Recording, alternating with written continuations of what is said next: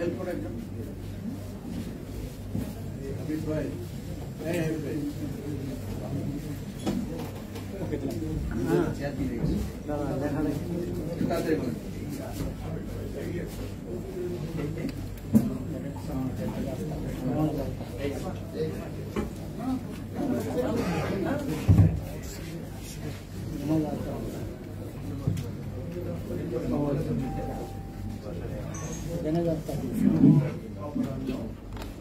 কাছে কি বলেন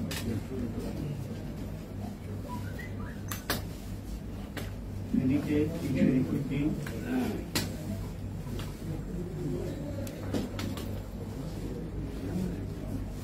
মিনিটে 321 প্রশাসক হিসেবে আমার অভিজ্ঞতা বইয়ের প্রকাশনা উৎসবে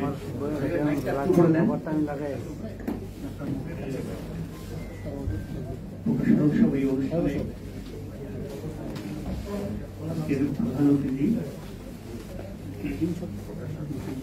বাংলাদেশ জাতীয়তাবাদী দল বিএনপির সংগ্রামী মহাসচিব জনাব ফখরুল ইসলাম আলমগীর, জনাব মির্জা ফখরুল ইসলাম আলমগীর এবং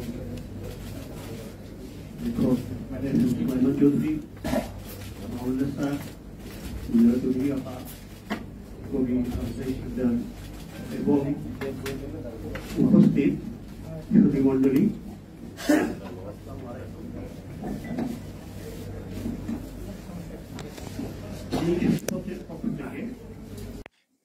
এবং সূচিপত্রের পরিবারের পক্ষ থেকে আজকের সম্মানিত অতিথিবৃন্দ এবং উপস্থিত সুধীবৃন্দকে স্বাগত জানাচ্ছি।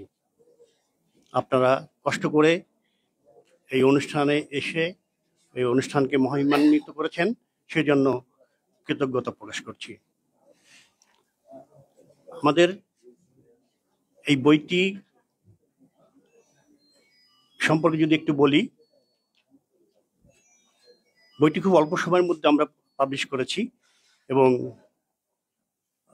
লেখকের পক্ষ থেকে তার তার জ্যেষ্ঠ সন্তান এটি আমাদের সঙ্গে কোঅর্ডিনেট করেছেন এবং আমরা একটু সময় নিতে চেয়েছিলাম, তিনি বললেন না আমরা বের করে ফেলি, দরকার হলে আরেকটা এডিশন আবার করা যাবে, কোনো যদি সমস্যা থাকে সেটা আইডেন্টিফাই করে আমরা আবার একটা নতুন এডিশন করতে পারবো। তা আমিও সেভাবে সম্মত হলাম এবং বইটি প্রকাশ করলাম। ইতিমধ্যেই বইটি পাঠক নন্দিত হয়েছে, অনেকের প্রশংসা পেয়েছি। আমাদের মনে রাখতে হবে যে এই বইটির যিনি লেখক তিনি প্রথাগত লেখক নন, নিয়মিত লেখক নন, তার এটি প্রথম বই। বইয়ের যদি কোনো সীমাবদ্ধতা থাকে, কোনো রকম ত্রুটি থাকে, সে দায়ভার আমাদের। আমরা পরবর্তী সংস্করণে আশা করি এটি সংশোধন করব। আমি আর বেশি সময় নিব না, সবাইকে আবারও স্বাগত এবং ধন্যবাদ জানিয়ে আমি আমার বক্তব্য শেষ করছি।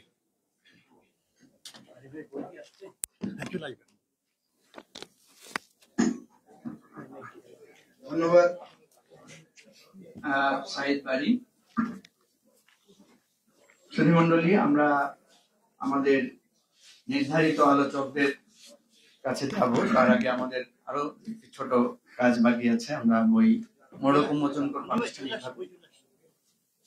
আমরা আনুষ্ঠানিকভাবে বইয়ের মোড়ক উন্মোচনটাই করতে চাই, যেহেতু গণমাধ্যমের বন্ধুরা যারা ছবি নিতে চান।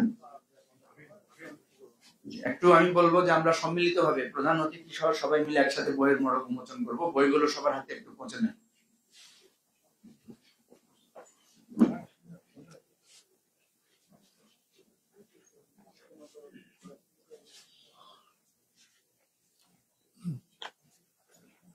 আর যাদের হাতে বই আছে তারাও একটু বইটা সামনে রাখতে পারেন, যাদের হাতে আছে।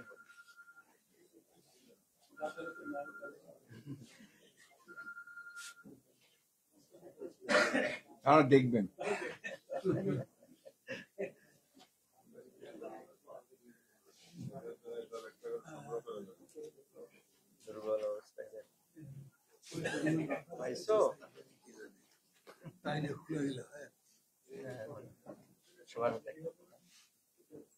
আগে প্রধান অতিথিকে দেন।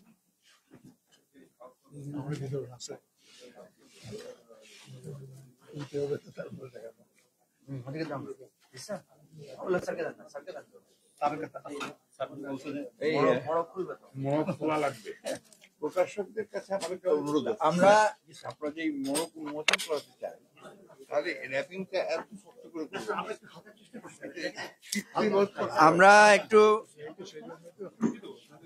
আমরা একটু অনুরোধ করব সবাইকে কষ্ট করে একটু দাঁড়িয়ে বইটা হাতে নিয়ে, না অতিথিদেরকে শুধু সামনের অতিথিদেরকে দাঁড়িয়ে একসাথে মড়ক উন্মোচন করার জন্য।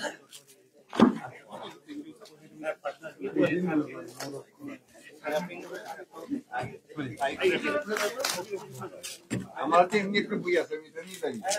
প্রধান অতিথি বলেছেন যে মোড়ক উন্মোচন করতে হলে এত শক্ত করে লাগানো দরকার কি ছিল? মড়ক কি এত শক্ত? ভিতরটা না জানি করতে হবে। বেতনটা না শুনে কথা কঠিন। একটু আপনারা সরে দাঁড়ান, একটু সবাই মিলে একটা ছবি নেবে। জি, আমাদের সম্মিলিতভাবে মোড়ক উন্মোচন করে বইটি এখন আমরা সবার উদ্দেশ্যে প্রদর্শন করছি। আমরা সবাই একটু করতালি দিয়ে অভিনন্দন জানাই।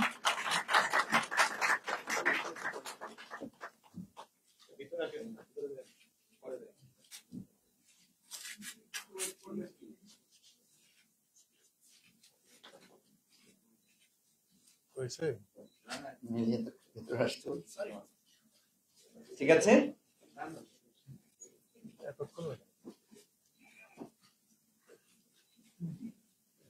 অনেক ধন্যবাদ সুধী মন্ডলী। তো আমরা যে কথাটি বলছিলাম যে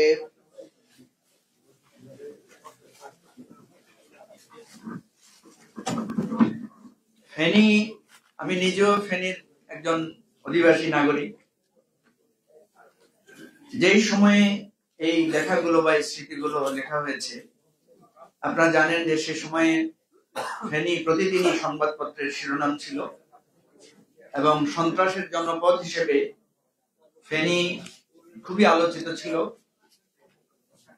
অনেকগুলো ঘটনা সে সময় ঘটেছে, তার মধ্যে একটা উল্লেখযোগ্য ঘটনা বাংলাদেশের সংবাদ মাধ্যমে প্রাধান্য পেয়েছে, সেটা হচ্ছে এখন যিনি প্রথম আলোর চিফ রিপোর্টার আমাদের বন্ধুবর টিপু সুলতান, তাকে মারাত্মকভাবে আহত করা হয়েছিল, তার হাত কেটে দেওয়া হয়েছিল এবং তিনি জীবন মৃত্যুর সন্ধিক্ষণে ছিলেন। কঠিন অবস্থায় উনি এখনো একটা কষ্টদায়ক জীবন, তার চিরদিনের জন্য তিনি জীবনযাপন করছেন। তো সেরকম একটা কঠিনতম জায়গায় 321 দিন সময়, পুরো একটা বছরও পূর্ণ হয়নি, 321 দিন সময় কিভাবে দায়িত্ব পালন করেছেন জনাব সুলাইমান চৌধুরী, তিনি তার সেই দুর্দান্ত সময়গুলোর কথা লিখেছেন। আমি দিলারা চৌধুরীও বলছিলেন, কবি আব্দুল্লাহ শিকদারও বলছিলেন যে এই বই পড়তে গিয়ে দেখলাম যে মনে হচ্ছে যেন একটা মানে রহস্য উপন্যাসের মতো বা একটা থ্রিলার পড়ছি, এরকম অনেক সময় মনে হয়েছে। তো এখন আমি আমাদের মূল আলোচনায় চলে যাচ্ছি। প্রথমেই আমি, যেহেতু দুর্দান্ত বই, আলোচনাটাও দুর্দান্ত ইনিংস দিয়ে শুরু করা ভালো, তো দুর্দান্ত ইনিংস খেলার জন্য এখন আমি আহ্বান করছি কবি আব্দুল্লাহ শিকদার, আলোচক, সমালোচক, লেখক, কবি, এবং উনি যদি রাজনীতি করতেন, হয়তো প্রকাশ্য রাজনীতি করেন, কিন্তু উনি যদি মূল ধারা রাজনীতি করতেন তাহলে হয়তো খুবই জনপ্রিয় নেতা এবং ভালো বক্তা হিসেবে আমি মূলধারা রাজনীতি বক্তব্য রাখছেন কবি আব্দুল্লাহ শিকদার। ভালোই স্ট্রাইক করছেন, স্ট্রাইকিং ব্যাটসম্যান, ওপেনিং ব্যাটসম্যান। আমার কিন্তু প্রিয় খেলোয়াড় ছিল শহীদ আফ্রিদি, যে কটা আমরা ছক্কা মক্কা মারলাম, সেদিক থেকে ঠিকই আছে। যাই হোক, আমি এই সূচিপত্র প্রকাশনী আয়োজিত আজকের এই সুলেমান বাদশার ফেনীতে 221 দিন গ্রন্থের 321 দিন এই গ্রন্থের প্রকাশনা উৎসবে সভাপতি ও লেখক নিজেই সভাপতি, তো আমাদের শ্রদ্ধেয় সুলেমান ভাই এম সুলেমান চৌধুরী প্রধান অতিথি। অত বিশেষণের দরকার নেই, কারণ আপনারা সবাই চিনেন আমাদের প্রিয় নেতা মির্জা ফখরুল ইসলাম আলমগীর, মঞ্চে আরো যারা আছেন তাদের মধ্যে বিশেষ একজনের নাম না নিলেই নয়, কারণ তিনি হলেন আমাদের সবারই শ্রদ্ধেয়, বাংলাদেশের খুবই বরেণ্য বুদ্ধিবৃত্তি জগতে যিনি আমাদের আশার আলো, প্রফেসর ডক্টর মাহবুবুল্লাহ, এবং দেশীয় এবং বৈশ্বিক পরিসরে রাষ্ট্রবিজ্ঞান নিয়ে কথা বলে যিনি আমাদেরকে সবসময় সম্মান এবং মর্যাদা এনে দিয়েছেন, প্রফেসর ডক্টর দিলারা চৌধুরী, মুজিবুর রহমান মঞ্জু ভাই, আরো অনেকেই নিশ্চয়ই আছেন, দেখতে পাচ্ছি বহু লোকের নাম না, যে ব্যারিস্টার ফুয়াদ সাহেব কি পেছনে বসে মোবাইল টিপতেছে, তো এগুলো ভালোই লাগে দেখতে আর কি, এবং আরো অনেকে আছেন। আসসালামু আলাইকুম। আমি বেশি সময় দিচ্ছি না, সরাসরি আলোচনায় চলে যাচ্ছি। তো 1 মিনিট বড় হলে দয়া করে আমার কাপড় চোপড় টানাটানি করেন না, আমাদের বললে আমি সঙ্গে ছেড়ে দেবো। তো বইটা নিয়ে কথা বলার আগে আমি প্রথমেই বলে দিতে চাই যে বইটা আমাকে দারুণভাবে আলোড়িত করেছে। আমাদের এম.আর. আখতার মুকুল সাহেবের পিতা ছিলেন বিখ্যাত লেখক সাদত আলী আকন্দ। সাদত আলী আকন্দের একটা বই আছে 13 নম্বরে 5 বছর। মাহবুল্লাহ ভাই বইটা পড়ছেন কিনা আমি জানি না। 13 নম্বরে 5 বছর খুব মূল্যবান সামাজিক দলিল, একটা পুলিশ ইয়েতে তিনি ছিলেন 5 বছরের দায়িত্বে, সেই সময় খুবই আলোচিত গ্রন্থ ছিল সেটা। আবার যেমন আমাদের আতাউর রহমান খানের 3টা বই, তার মধ্যে আমি একটাকে খুব বেশি মার্ক দিই, সেটা হলো ওজারতির 2 বছর। এটা একটা সময়ের দলিল। তো এগুলো কখনো কোনো বই বিশেষ বিশেষ সময়কে ধারণ করে দলিল হয়ে ওঠে। তো সেই দিক থেকে এই বই ইতিমধ্যেই আমাদের ইতিহাসে স্থান করে নিয়েছে। তো সেটাকে মাথায় রেখে আমি আমার আলোচনা শুরু করছি। তো আমলাতন্ত্র, একটু আমলাতন্ত্রের উপরে একটু বাণী প্রচার না করলে তো আমলাতন্ত্রকে ঠিক চেনা যায় না, বোঝা যায় না জিনিসটা কি। তা আমলাতন্ত্র সম্পর্কে ডক্টর মোহাম্মদ এনামুল হক এবং শিব প্রসন্ন লাহিড়ী বাংলাদেশের ব্যবহারিক বাংলা অভিধান, যার প্রথম সংস্করণ বেরিয়েছিল 1974 সালে, সেই প্রথম সংস্করণে আমলাতন্ত্র সম্পর্কে বলা হয়েছে যে এটা হল কেরানি কর্মচারী। আমলাতন্ত্র যে শাসন ব্যবস্থায় কেবল সরকারি কর্মচারীদেরই আধিপত্য বিরাজমান, অর্থাৎ রাজ কর্মচারীদের শাসন, সেটাকে তারা বলছে যে আমলাতন্ত্র। আবার আতাউর রহমান খান বলছেন যে আমলাতন্ত্র যারই শাসন করুক, যারই কাজ করুক, আসলে তাদের একটাই কাজ, সেটা হলো কুর্সিকে কুর্নিশ করা, চেয়ারকে সম্মান জানানো, এটা হলো তাদের ট্রেনিং এর অন্তর্ভুক্ত। আমাদের বাংলা সাহিত্যের বিখ্যাত লেখক শওকত ওসমান, তার একটা বই আছে আমলার মামলা।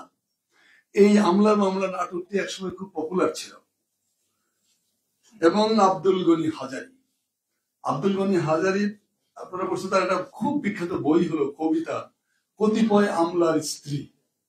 তো আমলাদের সম্পর্কে তাদের স্ত্রীরা কি বলে সেটার একটা পাওয়া যায় তার এই কবিতাগুলোর মধ্যে।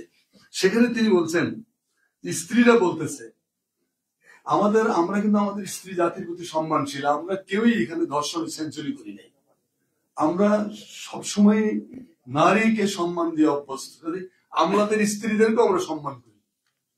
তো সেই কবিতায় আব্দুল গনি হাজারী বলছেন তার স্ত্রীদের মুখ দিয়ে, মানে আমলাদের স্ত্রীদের মুখ দিয়া, আর্দালির কুর্নিশে গর্বিত স্বামীরা অফিসে সর্বক্ষণ, অন্যের পদোন্নতিতে বাধা, দরখাস্ত নাকচ এবং কতিপয় পদস্থ দস্তখত, বাড়িতে ভিড়েও হায় বন্ধুর প্রমোশনে ঈর্ষিত, বেনামি ব্যবসার লাভ ক্ষতি, তারপর টেলিফোন,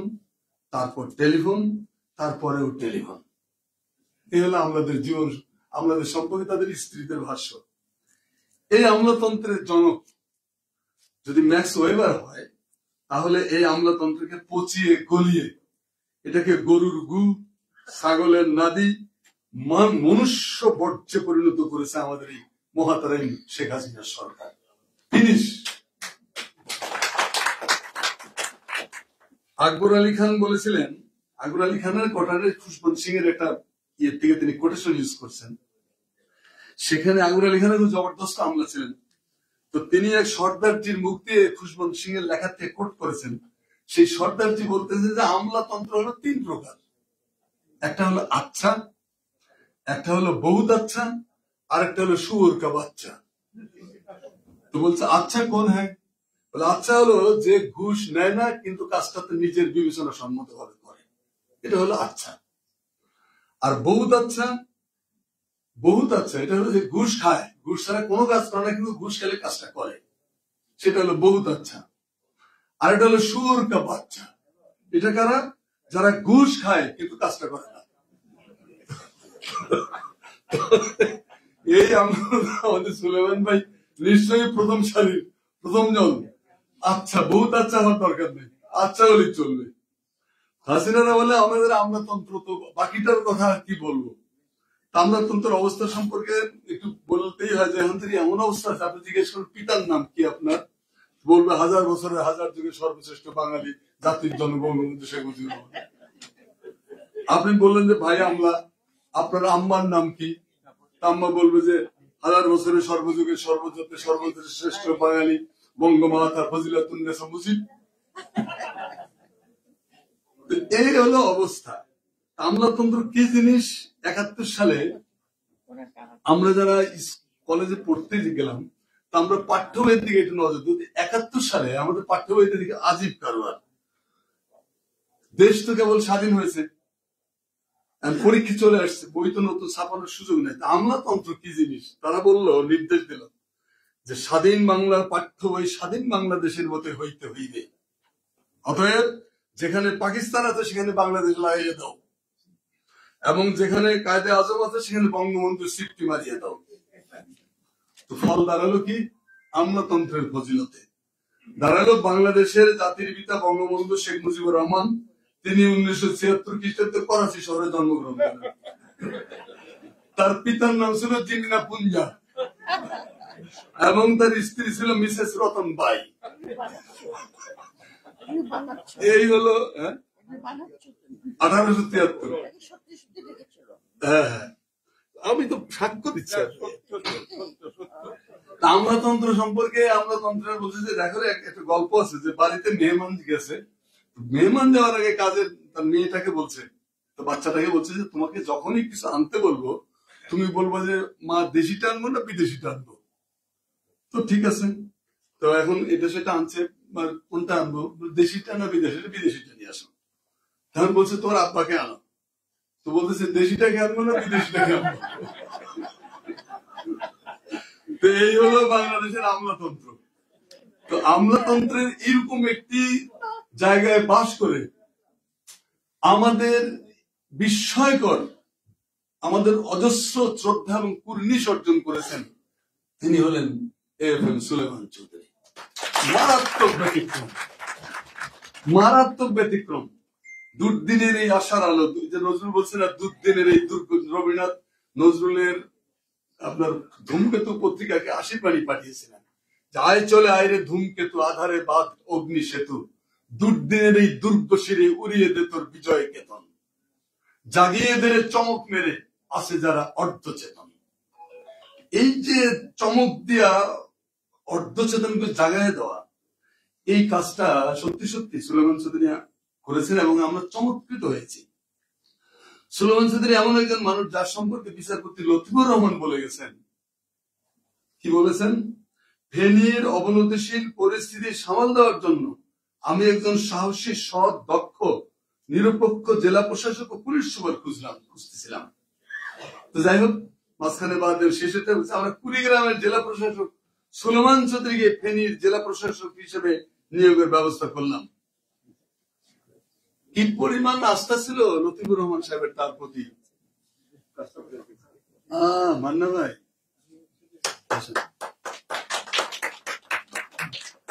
তো কি পরিমাণ আস্থা ছিল এটা বোঝাই যায়। তো কুড়িগ্রামে তিনি যে কাজটা, আমি নিজে কুড়িগ্রামের লোক, আমি ফেনীর লোক না, ফেনী সম্পর্কে জয়নাল ভাই, ভিপি জয়নাল ভাই থাকলে উনি ভালো বলতে পারবেন। আমি কুড়িগ্রাম সম্পর্কে বলি যে কুড়িগ্রামকে তিনি সত্যি সত্যি মঙ্গমুক্ত করে এসেছেন। আমি কুড়িগ্রামে মানুষকে জিজ্ঞেস করলাম, ভাই কি অবস্থা সুলেমান চৌধুরী? আরে একটা গান শোনো। আমি কি গান? সোনা বন্ধুরে, হেমাঙ্গ বিশ্বাসের সেই বিখ্যাত গানটা, সোনা বন্ধুরে আমি তোমার নাম লইয়া কান্দি, গগনেতে ডাকে দেয়া আসমান হইল আন্ধি, আমি তোমার নাম লই, আমি সুলেমানের নাম লইয়া কান্দি। মানে কুড়ির মধ্যে অল্প দিনের মধ্যে তিনি কতটা জায়গায় করেছিলেন সাধারণ মানুষের ভেতরে। কারণ এরকম ডিসি কেউ দেখেনি যে লুঙ্গি বিন্দু ঘুরে বেড়ায়। ডিসি মানে একটা ভাব, লর্ড সাহেব, জেলার মানে আব্বা আম্মা। লর্ড সাহেবরা যে লুঙ্গি বিনে ঘুরতে পারে মানুষের মাথার মধ্যেই নেই। যাই হোক, সেই জন্য বলছি যে এই গ্রন্থ শুধুমাত্র একজন জেলা প্রশাসকের স্মৃতিচারণ নয়, এটা হলো একটা জাতীয় দলিল। যে কথাটা এখানে বইয়ের শেষে বলা হয়েছে যে গ্রন্থাকারের আত্মজৈবনিক রচনা হলেও অনুসন্ধিৎসু গবেষক ইতিহাসবিদদের জন্য ফেনীতে 321 দিন জেলা প্রশাসক হিসেবে আমার অভিজ্ঞতা, বইটি হয়ে উঠেছে একটা নির্দিষ্ট সময়ের আর্থসামাজিক দলিল। 100% সত্য কথা, এটা একটা দলিল। কারণ ফেনী আমাদের কাছে ছিল একটা ভয়ঙ্কর জনপদের নাম। যে ফেনী সম্পর্কে আমাদের মাহবুল আলম তারা বলে গেছেন যে আওয়ামী লীগ ফেনীর অবস্থা এমন করেছে যে একমাত্র জন্ম মৃত্যু ছাড়া সব কাজে চাঁদা দিতে হয়। পোলাপানের খতনা করাতে যেমন হেগুলো চাঁদা, বলেন দেখি, মেয়ের বিয়ে দেবেন সেখানেও চাঁদা, কিন্তু মারা গেলে চাঁদা লাগতো না আর কি। তো এরকম একটা কঠিন অবস্থায় ছিলেন তিনি। তো সেজন্য একটা জাতীয় দলিল। মানুষ চাইলে কি না পারে, একজন মানুষ যদি সত্যি সাহসী হয়, সৎ হয়, দক্ষ হয়, নিরপেক্ষ হয়, সে মানুষটা কতটা সফলতা আনতে পারে তার প্রমাণ হলো আমাদের সুলেমান ভাইয়ের তার এই বইটা এবং তার কাজ। ফেনীর প্রত্যেকটি জায়গায় জায়গায় তার নাম মানুষ স্মরণ করে। তো সেই ফেনীতে তিনি চালু করেন সুলেমানি শাসন। জেলা প্রশাসকের নামে শাসন ব্যবস্থা পৃথিবীর ইতিহাসে আর কোথাও আছে কিনা জানি না, কিন্তু ফেনীতে উনি চালু করেছিলেন। এই সুলেমানি শাসন এতটাই স্বাস্থ্যকর ছিল এবং এতটাই স্বস্তি নিয়ে এসেছিল যে পৃথিবীর ইতিহাসে নিকৃষ্টতম যে সমস্ত গডফাদার জন্মেছে, যেগুলোকে একেবারে পোকামাকড়ের সাথে তুলনা করলো পোকামাকড়ের অপমান হয়, তার একটা ছিল জয়নাল হাজারী এবং এটসেট্রা এটসেট্রা। সেইটাতে তিনি ভিটেছাড়া করছেন।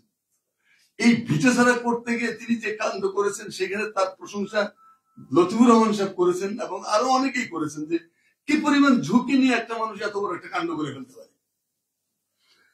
তো সুলেমান বাদশাহ আমরা সবাই বলি মজা করি, কিন্তু তিনি নিজেকে কি বলেছেন তার বইয়ে এবং তার কাজে, তিনি বলছেন যে আমি হলাম ভাই জনগণের চাকর। এই যে দৃষ্টিভঙ্গিটা, জনগণের সেবক, আমি নাহলে বলতাম সেবক। তো সেরকম একটা সেবক লুঙ্গি পরে পুরো ফেনী জেলা তোলপাড় করে বেড়াচ্ছেন। হাজারীর সঙ্গে তার যে টেলিফোনের আলাপটা আছে তার এই বইয়ের, হাজারীর সঙ্গে তিনি যে ডায়লগ করতেছেন, সেই ডায়লগে তিনি চিনিয়ে দিয়েছেন যে সুলেমান চৌধুরী কোন জাতের জিনিস। এবং হাজারী হারে হারে বুঝছে যে এইটা কোন সাধারণ জিনিস না যে দাঁত দিয়ে ভেঙে কামড়ানো যায়, মানে কাম দিয়ে খেয়ে বেড়ানো যায়, এটা খাওয়া যাবে না। কারণ বুঝছেন কাফনের কাপড় সাথে নিয়ে ঘুরে বেড়াই, যে লোক কাফনের কাপড় সাথে নিয়ে ঘুরে বেড়ায় তাকে আপনি কি দিয়ে ভয় দেখাবেন? সে তো ভয়ের ঊর্ধ্বে উঠে গেছে। সুলেমান চৌধুরীর জন্য ফেনীর লোকেরা রোজা রাখে, এটাও দেখেছে। দূরদর্শী ডিসি এই বইয়ের 65 থেকে 70 পৃষ্ঠার মধ্যে তার যে কর্মকাণ্ডের বয়ান আছে, এখানে আমার কাছে মনে হচ্ছে অত্যন্ত দূরদৃষ্টি সম্পন্ন একজন জেলা প্রশাসক। আশ্চর্য নিরপেক্ষ ডিসি, পৃষ্ঠা 71, সেখানে তিনি বলছেন নির্বাচনের ফলাফল যে কত তা তিনি উল্লেখ করলেন, কিন্তু কে কত হয়েছে তা কিছু বলেননি। কর্তব্যের দৃঢ়তা, পৃষ্ঠা 73। এইখানে আমাদের একজন নেতা সম্পর্কে কিছু কথাবার্তা আছে। সেই নেতারা যে তিনি কি ভদ্রভাবে সবক দিচ্ছেন, সবক দিয়ে বুঝাই দিচ্ছেন যে সুলেমান চৌধুরী কিন্তু আসলে অন্য কোনো জিনিস, বিশেষ ধরনের কেমিক্যাল দিয়ে তৈরি, এটা নর্মাল কোনো পদার্থ না। মাথা নত করতে বাধ্য হয়েছেন সেই নেতা। তাকে শাসন করা যায় সেটাও তো একসময় বিস্ময়কর ব্যাপার ছিল। তারপরে আর একটা জিনিস, কর্তব্যের দৃঢ়তা, পৃষ্ঠা 73।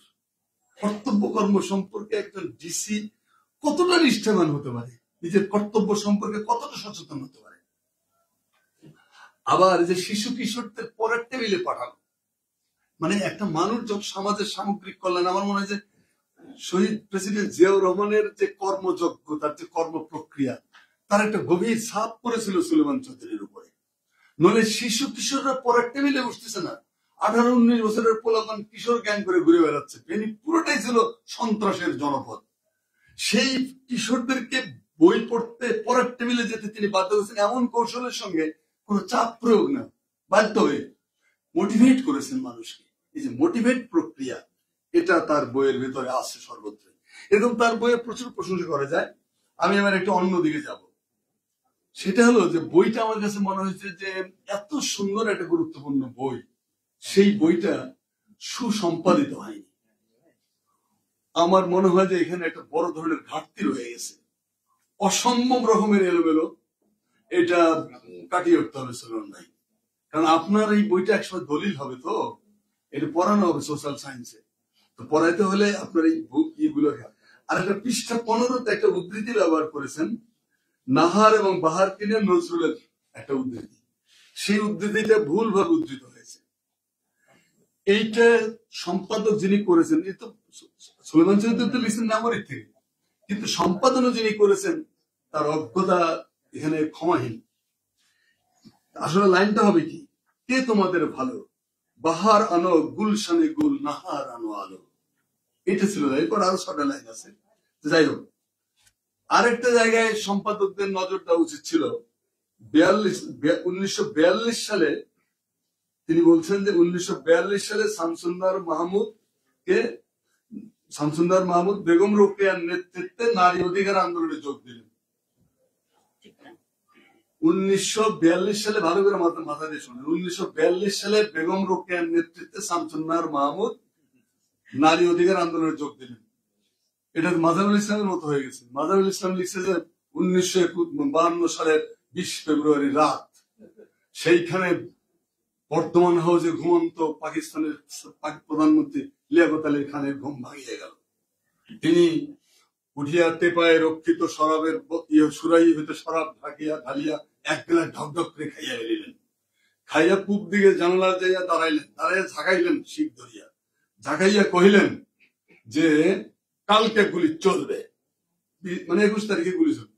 বদরুদ্দিন ওমর স্যার এটার উপর একটা জবাব দিচ্ছেন যে কি আশ্চর্য পাওয়ার আমাদের মাজারুল ইসলামের, যে লোক তারা কয়েক বছর আগে মারা গেছে তারা এখানে নিয়ে এসে তারে ওখানে মদ খাওয়াইছে, মদ খাওয়াইয়া তারপরে ঘোষণা দিয়েছে কালকে গুলি চলবে। এত বড় ফজিলত, এত বড় রুহানি পাওয়ার, এইটা মাজারুল ইসলাম রাষ্ট্রের কাছে ব্যবহার করুক, তাহলে দেশের উন্নতি হবে। যেমন আমাদের মতিয়া চৌধুরী আবার বলেন যে জিয়াউর রহমান মুক্তিযুদ্ধে অংশগ্রহণ করেন। তাহলে আচ্ছা, এটা আপনি কেমনে জানলেন? আপনি হলেন ওখানে বজলু ভাইয়ের লোকে শেরপুরের জঙ্গলে থাকেন, তো আপনার কাজ 71 সালে হলো বজলু ভাইকে সঙ্গ দেওয়া, আর কি কাজ করছেন আপনি? তো আপনি রুহানি পাওয়ার ছাড়া রৌমারিতে সিলেটে শহীদ যে কি করতেছেন আগে, ওখান থেকে আপনি কেমনে জানলেন? তখন তো টেলিফোন ছিল না, মোবাইল ছিল না, এটা রুহানি পাওয়ার দিয়ে আপনি জেনেছেন। রুহানি পাওয়ারটাও আপনি প্রধানমন্ত্রীর উপদেশ দেন, রুহানি পাওয়ারটা নতুন নতুন তত্ত্বাবিষ্কার করে কাজে লাগান।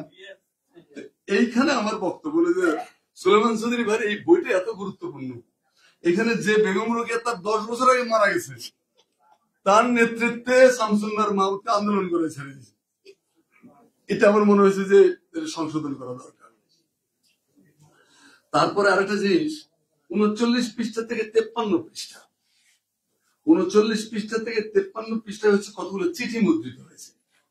আমি এখানে বলবো যে এটা সম্পাদকদের উচিত ছিল প্রত্যেকটা চিঠির কম্পোজ ফর্ম অ্যাড করা, এবং এই চিঠিগুলো কার, কত তারিখে লেখা, কিভাবে সঙ্গে লেখা, এইখানে একটা তত্ত্বগত ঘাটতি আছে, এটা একটু পূরণ করা উচিত। তারপরে আরেকটা জিনিস, যেখানে সুলেমানি শাসন নাম করে কতগুলো পত্রিকার কাটিং ছাপা হয়েছে, সে পত্রিকার কাটিং গুলোতে আমি বলবো যেমন সুলেমানি শাসন, জনকণ্ঠ, ফেনীর সবকিছু চলে সুলেমান চৌধুরীর অঙ্গুলি নির্দেশে। এখানে জনকণ্ঠ পত্রিকার নাম আছে কিন্তু তারিখ নেই। আবার পৃষ্ঠা 118, ফেনী শহরের অবস্থা খারাপ, ফের খারাপ, এখানে পত্রিকার নাম নেই, তারিখ আছে। আবার সোনাগাজী পৃষ্ঠা নাম্বার 121, এখানে পত্রিকার নাম নেই, তারিখ আছে। 124 রাত নামলেই এই একটা শিরোনাম, সেখানেও পত্রিকার নাম নেই। পৃষ্ঠা 132 সন্ত্রাস নির্মূলের শিরোনাম, সেখানে পত্রিকার নাম নেই। পৃষ্ঠা 135 ফেনীর খালি মাঠে শিরোনাম, পত্রিকার নাম নেই। ডিসির শাসন, এখানেও পত্রিকার নাম নেই। ফেনীবাসীকে পুরনো যে শিরোনামটা বলতেছেন অর্থ করে, এখানেও পত্রিকার নাম নেই। এটা আমার কাছে খুব মর্মান্তিক একটা মানে তথ্যগত সমস্যা হবে, যেন পরবর্তীকালে 100 বছর পরে 50 বছর পরে আমরা তো তার পড়তে গেলে লেখকের গবেষকের বাড়ি বাড়ি যেতে পারবো না, বলে আসতে পারবো না যে এটা কিন্তু ওই পত্রিকায় ছিল ভাই। তাহলে কি করতে হতো? এখানে পত্রিকার নাম এবং তারিখ, তাহলেই হয়ে যেত। একটু সতর্কতার অভাব। এখানে সম্পাদকরা ধোলাই দেবো আমি যে সম্পাদনা করছে এটা, আর প্রকাশককে বলবো যে আমার সাইদ বাড়ির মতো অভিজ্ঞ বিজ্ঞ প্রকাশক সেই খামতিগুলো মিটিয়ে দিতে পারত। উপসংহার, এখানেও একটু কথা বলতে হয়। আমি একটু জন্মদিন, বইয়ের প্রকাশনা উৎসব হলো মূলত আকিকা উৎসবের মতো, জন্মদিন ফেস্টিভ্যাল, সেখানে কটু কথা বলতে নেই, কিন্তু তারপর আমি বলি উপসংহার। উপসংহারে একটা জিনিস আমার মনে হয়েছে যে উপসংহার মানে হলো আপনি শেষ কনক্লুশন টানলেন গ্রন্থের। উপসংহারের পরে আর কিছু অ্যাড করা যাবে, যদি অ্যাড করেন তাহলে আপনাকে বলতে হবে পরিশিষ্ট বা সান্দ্রাংশ, এরকম কোনো কিছু ছাড়া। সুলেমান ভাইয়ের মাথার মধ্যে হঠাৎ ঢুকলারে হাজারের পরিচয়টা দিয়ে দিই, তারপরে কিছু গডফাদার কাহাকে বলে এটার পরিচয়টা দিয়ে দিই, এই দুইটা দিয়ে আমার মধ্যে কোনো দরকার ছিল না, একেবারেই বাহুল্য। আর দিলে ভেতরে দিতেন। উপসংহারের পরে আর কিছু চলে না। বিয়ে হয়ে যাওয়ার পরে আর কি খাওয়া দাওয়া করেন, এখন বিয়ের সাথে কমপ্লিট, আবার নতুন করে কালমাত পুরো করতে হবে নাকি আর কোনোদিন? এইখানে একটু নজর দেওয়া উচিত ছিল। আর একটা জিনিস, সেটা হলো যে এই যে মানুষটা এত সব কাণ্ড করে ফেলিতে গেলেন এবং তাকে, তিনি যে নিরপেক্ষ এত সফলতার পিছনে তাকে তো ক্রেডিট দিচ্ছি, প্লাস সময়টাকেও ক্রেডিট দিতে হবে। লতিফুর রহমানকে ক্রেডিট দিতে হবে যে তিনি সেই সুযোগ তাকে দিয়েছিলেন। তারপরে কি সেই সুযোগ আর পাওয়া গেছে? চেয়ার তো পান নাই বসার জন্য স্টেজে, স্টেজে তাকে বসতে দেওয়া হয় নাই, একজন বিশেষ লোক তাকে পছন্দ করেনি সেই কারণে ডিসি কে চেয়ার বসতে দেওয়া হয়নি মঞ্চের মধ্যে প্রধানমন্ত্রীর পাশে। এটা তো বাইরের লোকেরা করে, এটা আমরা করেছি। তো সেইখানে আমার মনে হয়েছে যে এত সুন্দর একটা বই, উপসংহারের পরে খামাখা দুটো জিনিস অ্যাড করা হয়েছে, এটা দরকার ছিল না। 2 নম্বর হলো তিনি ফেনীর থেকে তার ডিপার্চার, তার চলে যাওয়া, এটা কোথাও উল্লেখ নেই এই বইয়ের। এটা একটা গুরুত্বপূর্ণ আমার মনে হয়েছে যেটা একটা ত্রুটি, যে আপনি ঢুকলেন, বেরিয়ে যাওয়ার সময় বলে গেলেন না কাউকে, কোথায় গেলেন, কি সমাচার, কবে গেলেন, কিছুই জানলাম না। আমরা গালে হাত দিয়ে বসে আছি যে এখন কি উনি বইয়ের ভেতরেই আছে নাকি চলে গেছে। তো আপনার ফেনীর থেকে ইন্তেকাল করার তারিখটা নেই, এবং এখানে চলে আসার এটা ডিটেলস দিলে ভালো হতো। এটা কিন্তু আমি আপনার ভাই হিসেবে, আপনার ছোট ভাই হিসেবে, মানে বিনীত দরখাস্ত। আমার কথাগুলোকে কটু বাক্য হিসেবে না নিয়ে এটা গঠনমূলক দৃষ্টিভঙ্গিতে যদি দেখেন তাহলে ভালো হয় আর কি। তো যাই হোক, সব মিলিয়ে আমি মনে করি, আমার বক্তব্য আমি অনেক বেশি নিয়ে ফেলছি, তারপরে আমি মনে করি যে এটা একটা গুরুত্বপূর্ণ বই, খুবই তাৎপর্যপূর্ণ। এইটা আর একটু সুসম্পাদিত হয়ে আবার নতুন ফর্মে আসুক। আরো অনেক কিছু বাদ পড়ে গেছে বইটার মধ্যে। এটা একটা রোমাঞ্চকর থ্রিলার। মাসুদ রানার সিরিজ করার জন্য হামলে পড়তাম আমরা। কুয়াশা, কাজী আনোয়ার হোসেনের, আমি যখন ঢাকায় ঢুকি তখন 74 সালে প্রথম ঢাকা শহরে ঢুকছি, তো ঢুকে সেগুন বাগিচা দিয়ে গাছ সমসম করে আমার, কারণ কুয়াশা আর মাসুদ রানার সেগুন বাগিচার কাহিনী নিয়ে। তো ওখানে যেতে রোমাঞ্চ ফিল করতাম যে এইখানে কোথায় মাসুদ রানা থাকতো, কোথায় কুয়াশা, কোথায় কাজী আনোয়ার হোসেন। তো ঠিক এইরকম আবেগ নিয়ে আমি সুলেমান ভাইয়ের বইটা পড়তে ঢুকেছিলাম। সত্যি সত্যি সাসপেন্স পড়ার যে আবেগ, সাসপেন্স এবং থ্রিল, এগুলো পড়তে গিয়ে যে আনন্দ পাওয়া যায়, সেই আনন্দ আমার কাছে মনে হয়েছে যে সম্পাদনার সময় আরেকটু রস বাড়ানো দরকার ছিল, বেশি একেবারে কংক্রিট। প্রশাসকের দৃষ্টিতে প্রশাসন কোন আবেগের ধার ধারে না, প্রশাসন কংক্রিট ফর্মের কথা বলে। সেই কংক্রিটের মধ্যে একটু আতাউর রহমান খানের মধ্যে রস মাঝে মাঝে দিলে মন্দ কি ছিল? এই সব মিলিয়ে ঝিলিয়ে তারপর আমি বলবো যে এটা একটা আমাদের ডিসিতে শেখার আছে অনেক কিছু।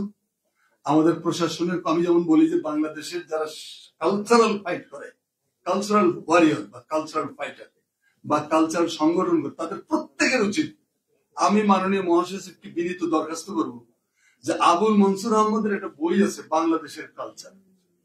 এই বইয়ের চাইতে গুরুত্বপূর্ণ বই বাঙালি মুসলমানদের দ্বারা কালচার সম্পর্কে আর কোনদিন লিখিত হয়নি। এই বইটা সুলভ মূল্যে বের করে আমাদের প্রত্যেকের ঘরে ঘরে আছে পৌঁছানোর দরকার। তো সেরকম ভাই আমি বলি যে সুলেমান চৌধুরী ভাইয়ের এই বইটাও আমাদেরকে সেরকম একটা জ্যোতি দান করবে, অনেকভাবে আমাদের আশ্বস্ত করবে।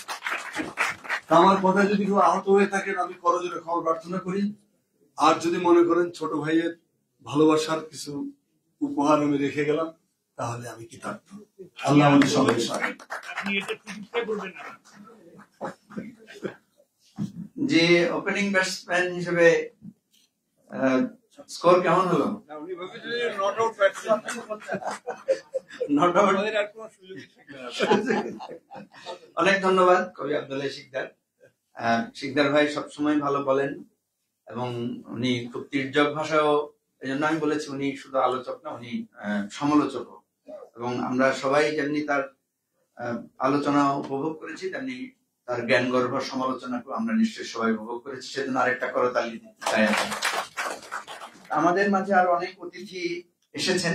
আমরা যেহেতু এটা প্রকাশনা অনুষ্ঠান, শুধুমাত্র নির্দিষ্ট আলোচকদের ছাড়া কাউকে আর সুযোগ দিতে পারছি না। তারপরেও আমি কৃতজ্ঞতা জানাচ্ছি সে যাদেরকে, আরো হয়তো অনেকে আছেন, আমি দু একজনের নাম বলছি। নাগরিক ভাবনার আহ্বায়ক হাবিবুর রহমান হাবিব এসেছেন। 69 গণ আন্দোলনের নেতা বীর মুক্তিযোদ্ধা মোয়াজ্জেম হোসেন খান মজলিস এসেছেন। বিশিষ্ট সাংবাদিক মহিউদ্দিন খান মোহন। দেশ বাঁচাও মানুষ বাঁচাও আন্দোলনের আহ্বায়ক আমাদের অত্যন্ত প্রিয় ছোট ভাই রকিবুল ইসলাম রিপন। জনতা অধিকার পার্টির চেয়ারম্যান তারিকুল ইসলাম ভূঁইয়া এসেছেন। এবি পার্টির যুগ্ম সদস্য সচিব ব্যারিস্টার আসাদুজ্জামান ফুয়াদ। মানবতাবাদী পার্টির চেয়ারম্যান কারি আব্দুল মজিদ পঞ্চগড়ি এসেছেন। সাবেক কর কমিশনার আমাদের অত্যন্ত শ্রদ্ধেয় আসাদুজ্জামান ভাই। তো আমি এখন আলোচনা করার জন্য অনুরোধ করছি যিনি সাধারণত রাজনীতিবিদ হিসেবে পরিচিত, কিন্তু তার আরেকটি দিক আছে, তিনি লিখেন, তিনি অনবদ্য তার বক্তব্য, তার শব্দচয়ন। আমাদের শ্রদ্ধেয় নেতা, নাগরিক ঐক্যের সভাপতি, ঢাকা বিশ্ববিদ্যালয়ের ডাকসুর সাবেক ভিপি এবং চট্টগ্রাম বিশ্ববিদ্যালয়ের সাবেক জিএস মাহমুদুর রহমান মান্না বক্তব্য রাখছেন। কবি এবং উপন্যাসিক মাহমুদুর রহমান মান্না।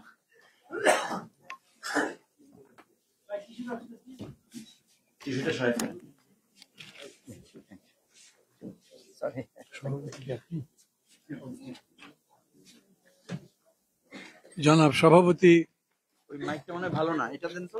জনাব, ভালো না, হ্যাঁ, না না, অন করি তো।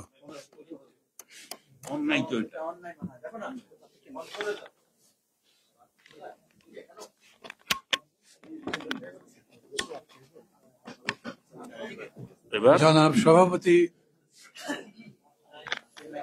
মানে সভাপতি তো লেখক নিজেই। আমি জিজ্ঞেস করলাম ওনাকে সভাপতি কে, উনি বললেন আমি নিজেই।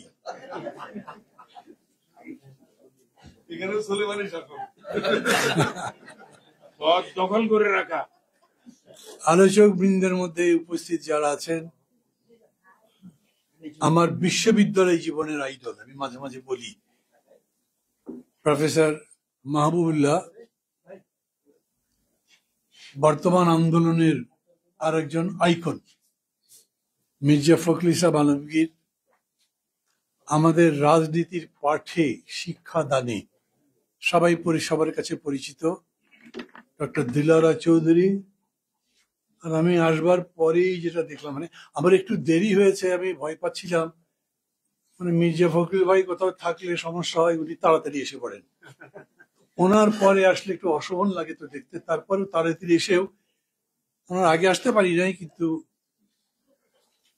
কবি আব্দুল্লাহ শিকদারের বক্তব্য মিস করিনি। উনি, মানে আমি মনে করি ইজ এ মাস্টার স্পিকার। আমার জীবনের প্রথম যে উপন্যাস ছাপা হয়েছিল সেটা সেই 80-র দশকে, ওইটাতে উনি এসেছিলেন এবং অসাধারণ একটা বক্তব্য রেখেছিলেন। আমি ভেবেছিলাম যে আমাকে তোয়াজ করে খুশি করার জন্য এসব বলা হচ্ছে। পরবর্তীতে ওনার কথা শুনেছি, লেখা দেখেছি। অনেকে জানেন না, ডিকশনারি চাইতে মোটা একটা কবিতার বই আছে তার, শুধু কবিতা, অনবদ্য, খুবই সুন্দর। এবং আজকে বক্তৃতা শুনে তো বুঝলেন আমি আসলে এখানে আসার ব্যাপারে না, সত্যি সত্যি বলি, খুব আগ্রহী ছিলাম না। মঞ্জু যখন ফোন করেছে তখন আমি বললাম যে ফেনীতে 321 দিন, এটা নিয়ে আমি কি করব? ফেনীতে তো আমার কোনো কাজ নাই, আমি ফেনীতে ওই সময় ছিলামও না, এবং মানে ফেনীর উপরে বলা। তো উনি যেরকম বলেন, মঞ্জু বলল ভাই সবাই শুনতে চায়, আপনার কথা আসেন, উনিও চাচ্ছেন খুব। তো সোলেমান ভাইকে আমি যতটুকু এই কিছুদিনের মধ্যে পরিচয় হয়েছে, উনি চাচ্ছেন, আমি ফেলতে পারলাম না, আসলাম। আসবার আগে এই বইটা আমি গতকাল রাত্রে পড়তে নিয়েছি, এবং আমি আপনাকে মাত্র বলি, আই ওয়াজ অ্যামেজড, এক কথায় বললে। কেন সেটাই আমি বলবো। বাকি এই বইয়ের উপরে যে আলোচনা, সেটা কবি আব্দুল্লাহ সিকদার যা বলেছেন, এরপরে আসলে এই বইয়ের উপরে আলোচনা করবো তো খুব কিছু নাই। মানে এটার কন্টেন্ট যদি বলেন, তাহলে একটাই বিষয় আছে, যে বর্তমান সময়ে আমাদের জন্য সবচাইতে বড় প্রশ্নবোধ আসে এবং জবাব নাই। মানে এরকম হয় না, আমি জানি না ফখরুল ভাই এরকম কত মুখোমুখি হন বা মাহবুল্লাহ ভাই হন, কিন্তু আমাকে অনেকে প্রশ্ন করে, বলছেন তো ভাই, কিন্তু এটা কি বদলাবে? এত বড় বড় ক্রাইসিস, বেশি বলে কোনটা জানেন? যেটা আওয়ামী লীগ নিজেই প্রচার করবে। কি করবেন, মানুষই খারাপ হয়ে গেছে, এগুলো ভালো করতে পারবেন না। এই যে দেখেন, আমরা বহিষ্কার করে দিয়ে অপরাধ করি যারা দলের মধ্যে, তারপরেও এটা হচ্ছে। আমি আবার যেহেতু সক্রিয় রাজনীতিতে আছি, খোঁজ খবর নেই এবং দেখি, ধরেন মানিক একজন ছিল, জাহাঙ্গীরনগর বিশ্ববিদ্যালয়ে রেপে সেঞ্চুরি করেছে, জানেন সবাই, মারা গেছে, বিদেশ চলে গেছে, ইত্যাদি ইত্যাদি। তার ব্যাপারে যখন এত কথাবার্তা হয়েছে, তখন তাকেও বহিষ্কার করা হয়েছিল দলে। ওরা করে কি, দল থেকে বহিষ্কার করে, কিন্তু সেই বহিষ্কৃত সদস্য বা নেতা কমিটির মিটিংয়েও বসে, অন্যান্য আলোচনার মধ্যে যার সবই থাকে, তার কোনো পানিশমেন্ট নাই, he is as good age before, ওরকমই থাকে। তো চেঞ্জটা হবে কেমনি? আর একটা হয়, ধরেন যেরকম বলে প্রশাসন, ভাই ব্যুরোক্র্যাটরা কোনো কথা শোনে? ব্যুরোক্র্যাটরা কি ভালো মানুষ? ওরা নিজেদের ধান্দার বাইরে কিচ্ছু করতে পারবেন না। আপনি যাবেন, ওদের কথা মতো ওরা যেরকম ফাইল দেবে, সেই ফাইল সই করবেন, এবং সেই রকম করেই দেশ চলবে। খুবই বড় ধরনের প্রশ্ন না? ধরেন দেশে যে রাহাজানি চলছে, এরকম পৃথিবীর কয়টা দেশে কবে চলেছে, এখন কি অবস্থা? এখনকার অবস্থা তো মোটামুটি আমরা জানি, কিন্তু এই রকম রাহাজানি সম্ভবত কখনো চলেনি। একটা লোক পুলিশের বড় কর্তা থাকবার পরে তার গোষ্ঠী শুদ্ধ সবাইকে শত শত বিঘা জমি কিনে দিয়েছে, কতগুলো ফ্ল্যাট কিনে দিয়েছে, এখন দুদক ইনভেস্টিগেট করছে তার কি কি সম্পত্তি আছে। আর যখন আগে দুদক করতে চেয়েছে, তখন সেটার উপরে সরাসরি কোর্ট ইনজাংশন দিয়েছে, না, তদন্তই করা যাবে না। তার মানে কত খারাপ জায়গায় যেতে পারে। সবই তো নষ্ট হয়ে গেছে, কিছু করতে পারবেন? তাই ভালো কিছু করতে পারবেন? আর যদি ধরেন সন্ত্রাসের কথা বলেন, এখানে যারা যারা আছেন তাদের সবার সাথেই আমার একটা ডিফারেন্স আছে। আমি তো ছাত্রলীগ করা মানুষ, ছাত্রলীগ দেখেছি, আওয়ামী লীগ দেখেছি, আওয়ামী লীগের ভেতরে ছিলাম, বিএনপি কে দূর থেকে দেখেছি, বাকিগুলোকে দূর থেকে দেখেছি। এরকম প্রশ্ন আমার মনে সব সময় হয়েছে, এটা বদলানো যাবে কি? তো বদলানো যদি নাই যায়, তাহলে রাজনীতি করছি কেন? বদলাবার ব্যাপারে আমি যদি আশাবাদী না হই, আমার নিজের মধ্যে যদি সেটা নাই থাকে, তাহলে করবো কিরকম করে? তারপরেও পার্টির মধ্যে যে লোক কিরকম করে এটা হতে পারে, তার একটা ধারণা আমার আছে। খুব সিম্পল যদি বলি, ধরেন আজকের আওয়ামী লীগ হলো ক্রিমিনাল তৈরির একটা ফ্যাক্টরির মতো। আপনি যদি প্রথম আলো পড়েন, তৃতীয় পৃষ্ঠা খুললেই দেখবেন ওই আছে, কি বলে, হলফনামা সব বলছে। 5 বছর আগে ওই ইউনিয়ন কাউন্সিলের চেয়ারম্যানের 50,000 টাকা ছিল, এখন তার 5 কোটি টাকা হয়েছে। কোনো জবাবদিহি নাই, কারো কাছে কিছু বলতে হয় না, হিসাব দেওয়ার দরকার নাই। একবার হয়েছিল, প্রত্যেক 5 বছর পর পর এমপিরাও হিসাব দেবেন, এবং তারপরে সেটা আবার তার ব্যাপারে ব্যবস্থা নেবে, সিস্টেমই উঠে গেছে। এবং এখন যেটা হচ্ছে, ভাবেন, আরে বাবা, যখন ক্ষমতায় ছিল তখন বেনজির সাহেবের কি হাব ভাব, এবং তার কত নীতি কথা, সে আবার ডক্টরও হয়েছে। মানে শিক্ষাকেও যে কতভাবে রেপ করা যেতে পারে, এই সময় আমি তা দেখলাম। বিদ্যার উপরে কত বড় অত্যাচার নির্যাতন হতে পারে, জ্ঞানের উপরে কত বড় বিশ্রী চর্চা হতে পারে, সেগুলো দেখছি। এবং ঘটনাচক্রে একবার আমি যখন টিভিতে টক শো উপস্থাপনা করি, সেই সময় উনি এক জায়গায় আসছিলেন এবং তখন আমাকে বলতে বলা হয়েছিল উনি যে আসলে খুবই ভালো ছাত্র ছিলেন, ভালো মানুষ ছিলেন, তার এই একাডেমিক ক্যারিয়ার এগুলো বলবেন। আমি সেগুলো বলিনি, কিন্তু উনি নিজেকে সেরকম পোস্ট করবার চেষ্টা করেছেন। কি হয়েছে দেখেছেন তো, এই পুলিশ অবস্থা বদলানো যাবে? বাকি নিজেরও তো সব শেষ হয়ে গেছে। এখন এরকমও হয়েছে, মানুষ আগে বিশ্বাস করতো আর্মির উপরে, কিছু হলে আর্মি করবে।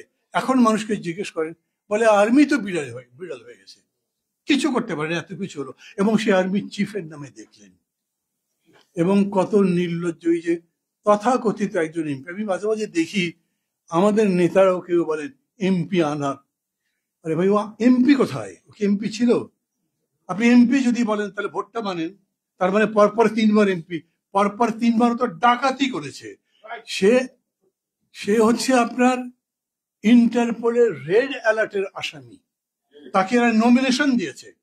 বরঞ্চ বলেন যারা এরকম কাজ করে ইন্টারপোলের রেড অ্যালার্টের আসামিকে নমিনেশন দেয়, ওই পার্টির দিকে তাকাবেন না, ওই পার্টিকে বর্জন করেন, পার্টির লোকগুলোর সাথে সংস্রব রাখবেন না। এইরকম যদি বলতে না পারি তাহলে আমি আমার লড়াইটা জিততে পারবো না। ওই যে মানুষ বলে না, একটা বদলাবে আর একটা আসবে, সেটাও এইটাই করবে। আগের হাল যেদিকে যায় পেছনের হাল সেদিকে যাবে। এটা বদলাবেন কখন পারবেন? যদি আপনি ওই নৈতিক মানে রাজনৈতিক মানে সাংস্কৃতিক লড়াইটা করতে পারেন, যদি জিততে পারেন। এইখানে একটা প্রশ্ন আসে, বিউরোক্রেসিতে এটা পারবেন? পার্টির মধ্যে চর্চা করতে পারেন। পার্টি ভালো হবে কেমনে? পার্টির রিক্রুটিং পলিসি দেখেন, কাদের রিক্রুট করছে। আপনি রিক্রুট করার সময় বুঝবেন, যদি ম্যাক্সিমাম খালি ল্যাটারাল এন্ট্রি হয়, ল্যাটারাল এন্ট্রি মানে ঢুকে দিল, উনি অমুকের পুত্র অমুকের কন্যা, অতএব উনি এক জায়গায় বসে গেলেন। আমাদের এই সাবকন্টিনেন্ট তো হচ্ছে এগুলো। সেটা ছাড়াও এখন আবার এলাকায় এলাকায় একটা জমিদারের মতো হয়েছে, তাদের পুত্র সন্তান স্ত্রীরাও ওই একই জায়গায় যাচ্ছে। এইটা একটা ল্যাটারাল এন্ট্রি। আর একটা কিরকম হয়, আরে ভাই ভোট করতে হবে না, তার জন্য যার টাকা আছে ক্ষমতা আছে তাকেই তো দেবেন। বছরের পর বছর ধরে যিনি সংগ্রাম করে একটা জায়গায় দলকে নিয়ে এসছেন, তাকে ফেলে দিয়ে একটা টাকাওয়ালাকে সেখানে দিয়ে দেওয়া হলো। এই যত ধরনের অরাজনৈতিক চর্চা আছে, কেবলমাত্র ক্ষমতা নিশ্চিত করবার জন্য যেগুলো করা হয়, সেগুলোর বিরুদ্ধে দলের মধ্যেই লড়া যায়। বিউরোক্রেসিতে লড়বেন কিরকম করে? তারা তো পার্টি করেনি।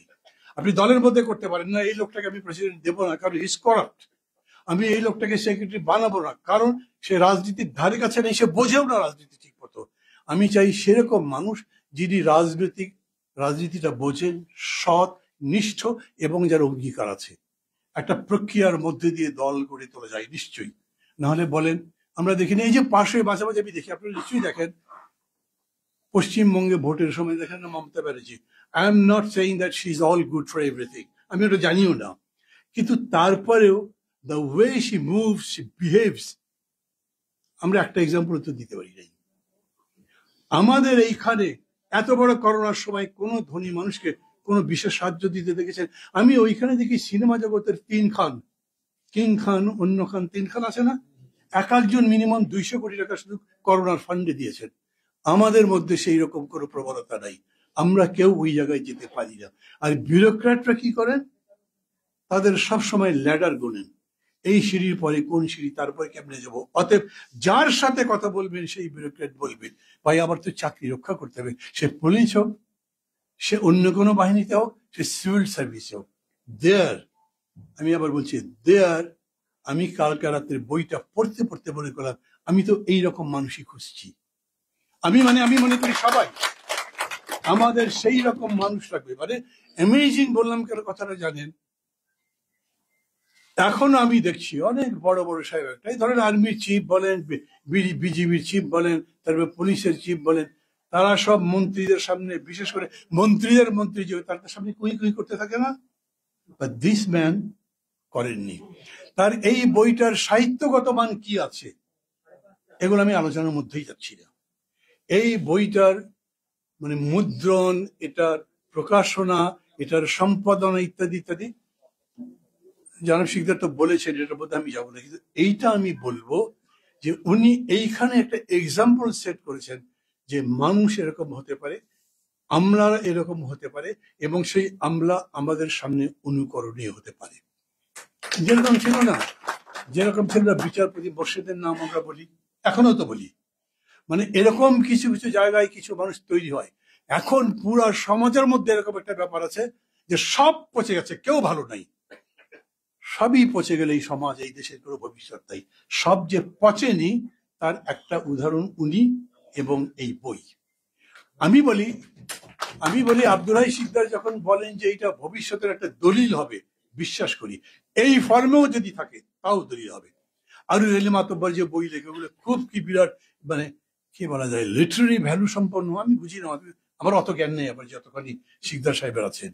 কিন্তু এরকম অনেক আছে, যেমন ধরেন আগে যে আকবর হোসেন কি পাইনি, অন্যান্য ঔপন্যাসিক হিসেবে উনি তো একদম টপে ছিলেন। এখন আপনি পড়তে মনে হবে যে এগুলো কি একটা লেখা নাকি।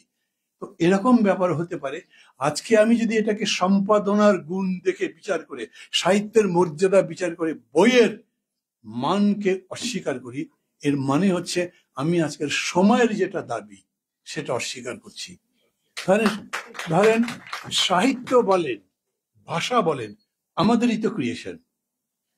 মানে যে অনেকে বলে না কিরকম এমন এমন ভাষা আছে, যেমন এরকম বলা হয় না সঠিক শব্দটি সঠিক নয়, শব্দটা আসলে ঠিক, ভুল বানানোর অধিকাংশই ভুল করে রাখে হ্রস্ব দীর্ঘর মধ্যে। ঠিক ঠিক আছে, এইরকম করে আমরা সাহিত্য যেটাকে বলছি সে সাহিত্য আমরাই নির্মাণ করছি, এবং সে সাহিত্য নির্মাণের মূল বিষয় হতে হবে সেটা জীবন নির্ভর হতে হবে, সেটা জীবন থেকে উঠে আসতে হবে, সেটা সমাজকে একটা পরিচালনার দিশা দিতে পারবে। আমি মনে করি এই বই সেটা দিতে পারে। এই বই সবার পড়া উচিত, এবি পার্টির ব্যাপার না। আমি মনে করি সব পার্টির ব্যাপার হওয়া উচিত। এইরকম যদি আরো মানুষ থাকে, সেটা সমাজের যে স্তরে থাকুক, সেই মানুষগুলোকে আমাদের সামনে আনা উচিত এবং বলা উচিত দেখেন এই সমাজ বদলাবে, এইসব মানুষ আছে এবং সত্যি সত্যি আমরা সেই লড়াই জিততে পারবো। আমি মানে সোলাইমান ভাইকে তো ধন্যবাদ দেবই, মানে শুধু লেখার জন্য, তার সামগ্রিক কর্মকাণ্ডের জন্য, তার সাথে সাথে আজকে এই প্রকাশনা অনুষ্ঠান যারা করছেন, এই সামগ্রিক অনুষ্ঠানের মধ্যে যারা যারা দায়িত্ব পালন করেছেন তাদের সবাইকে ধন্যবাদ দিচ্ছি। এইরকম একটা অনুষ্ঠান, এরকম একটা বই এবং এইরকম একটা মানুষকে আমাদের সামনে হাজির করবার জন্য। ভালো থাকবেন সবাই, খোদা হাফেজ। ধন্যবাদ, অনেক ধন্যবাদ শ্রদ্ধেয় মাহমুদুর রহমান মান্না। আমরা কৃতজ্ঞতা জানাচ্ছি বিশিষ্ট শিক্ষাবিদ, রাজশাহী বিশ্ববিদ্যালয়ের মাদার বক্স হলের সাবেক ভিপি অধ্যক্ষ বাহাউদ্দিন বাহার ভাইকে আজকে অনুষ্ঠানে আসার জন্য। ধন্যবাদ জানাচ্ছি বিএম নাজমুল হককে, এবি পার্টির যুগ্ম আহ্বায়ক, দেবাশিস রায়, মধু, ন্যাশনাল এক্সিকিউটিভ কমিটির মেম্বার বিএনপি, মধুদাকে অনেক ধন্যবাদ। সুধীমণ্ডলী, সোলাইমান চৌধুরী যখন ডিসি হিসেবে দায়িত্ব পালন করছিলেন, আমার একবার সৌভাগ্য হয়েছিল সেই সময়ে ওনার সাথে সাক্ষাৎ করার জন্য। তো তখন আমরা শুনেছি যে ওনার কাছে কাফনের কাপড় পাঠানো হয়েছে ওনার বাসায়। ওনার বাসায় ওনার ড্রয়িং রুমে বসে দেখলাম যে উনি ওনার সন্তান ছেলে টেলেদেরকে নিয়ে বসে আছেন এবং মুড়ি এবং লাল চা খাচ্ছিলেন তখন ওই ডিসির বাংলায় বসে। আমি তাদের কারো মধ্যেই কোনো ভয় ডর দেখলাম না, বরং উনি তার ছেলেদের সাথে আলাপ করছিলেন যে কাফনের কাপড়ের যদি তার মৃত্যু হয় বা যদি এরকম পরিস্থিতিতে তাকে অপমৃত্যুর শিকার হতে হয় তাহলে কি হবে। এবং তার সন্তানরাও, আমি অবাক হয়েছি যে তাদের কাছে কোনো ধরনের ভয় ভীতি বা বাবাকে যে এই কাজ থেকে বিরত রাখার মতো ছিল। তাদের কাছে মনে হচ্ছিল যে এখনো যদি তাদের হাতেও একটা একটা করে লাঠি দেওয়া হয় তারাও মনে হয় মানে যুদ্ধে যাবে, এরকম একটা মনোভাব তাদের মধ্যে ছিল। তো সত্যিকার অর্থে আমি মনে করি সোলাইমান চৌধুরীর সন্তানরাও তার বাবাকে, তার পরিবারের পক্ষ থেকে উনি যে সমর্থন পেয়েছেন এই সাহসী দায়িত্ব পালনের জন্য, এটাও আমাদের জন্য একটা অনুপ্রেরণা। আমরাও সবাই আমাদের ব্যক্তি জীবনে, আমাদের বিশেষ করে আমরা যারা রাজনীতি করি তাদেরকে, এখানে তো আমাদের সম্মানিত মহাসচিব ফখরুল ইসলাম আলমগীর আছেন, এক সময়ের ডাকসাইটের নেতা মাহবুবুল্লাহ স্যার আছেন, সকলেরই একটা পারিবারিক যদি একটা বন্ধন বা সাহস না থাকে তাহলে আমাদের পক্ষে যে কোনো কাজে এ ধরনের ভূমিকা রাখা কঠিন হয়ে পড়ে। সুধীমণ্ডলী, এখন আমি বক্তব্য রাখার জন্য অনুরোধ করছি বাংলাদেশের আসলে তো আমাদের মধ্যে সে ধরনের শিকদার ভাই বলেছেন যে ওই অর্থে পলিটিক্যাল সায়েন্টিস্ট বা রাজনীতি বিজ্ঞানী আমরা পাইনি। দেশ উপমহাদেশ সারা বিশ্ব রাজনীতির পাঠ আমরা এখনো এই বয়সেও যার কাছ থেকে পাই। সবসময় বয়সের কথা বললেও শুনে রাগ করেন, উনি বলেন যে আমি এখনো 30 ইয়ার্স বা বড় জোর 35, আমাদের 18 থেকে 25-এর মধ্যে। আমাদের অত্যন্ত শ্রদ্ধেয় প্রফেসর দিলারা চৌধুরী, বিশিষ্ট রাষ্ট্রবিজ্ঞানী এবং জাহাঙ্গীরনগর বিশ্ববিদ্যালয়ের সাবেক অধ্যাপক, আমি আপাকে আপার বক্তব্য রাখার জন্য।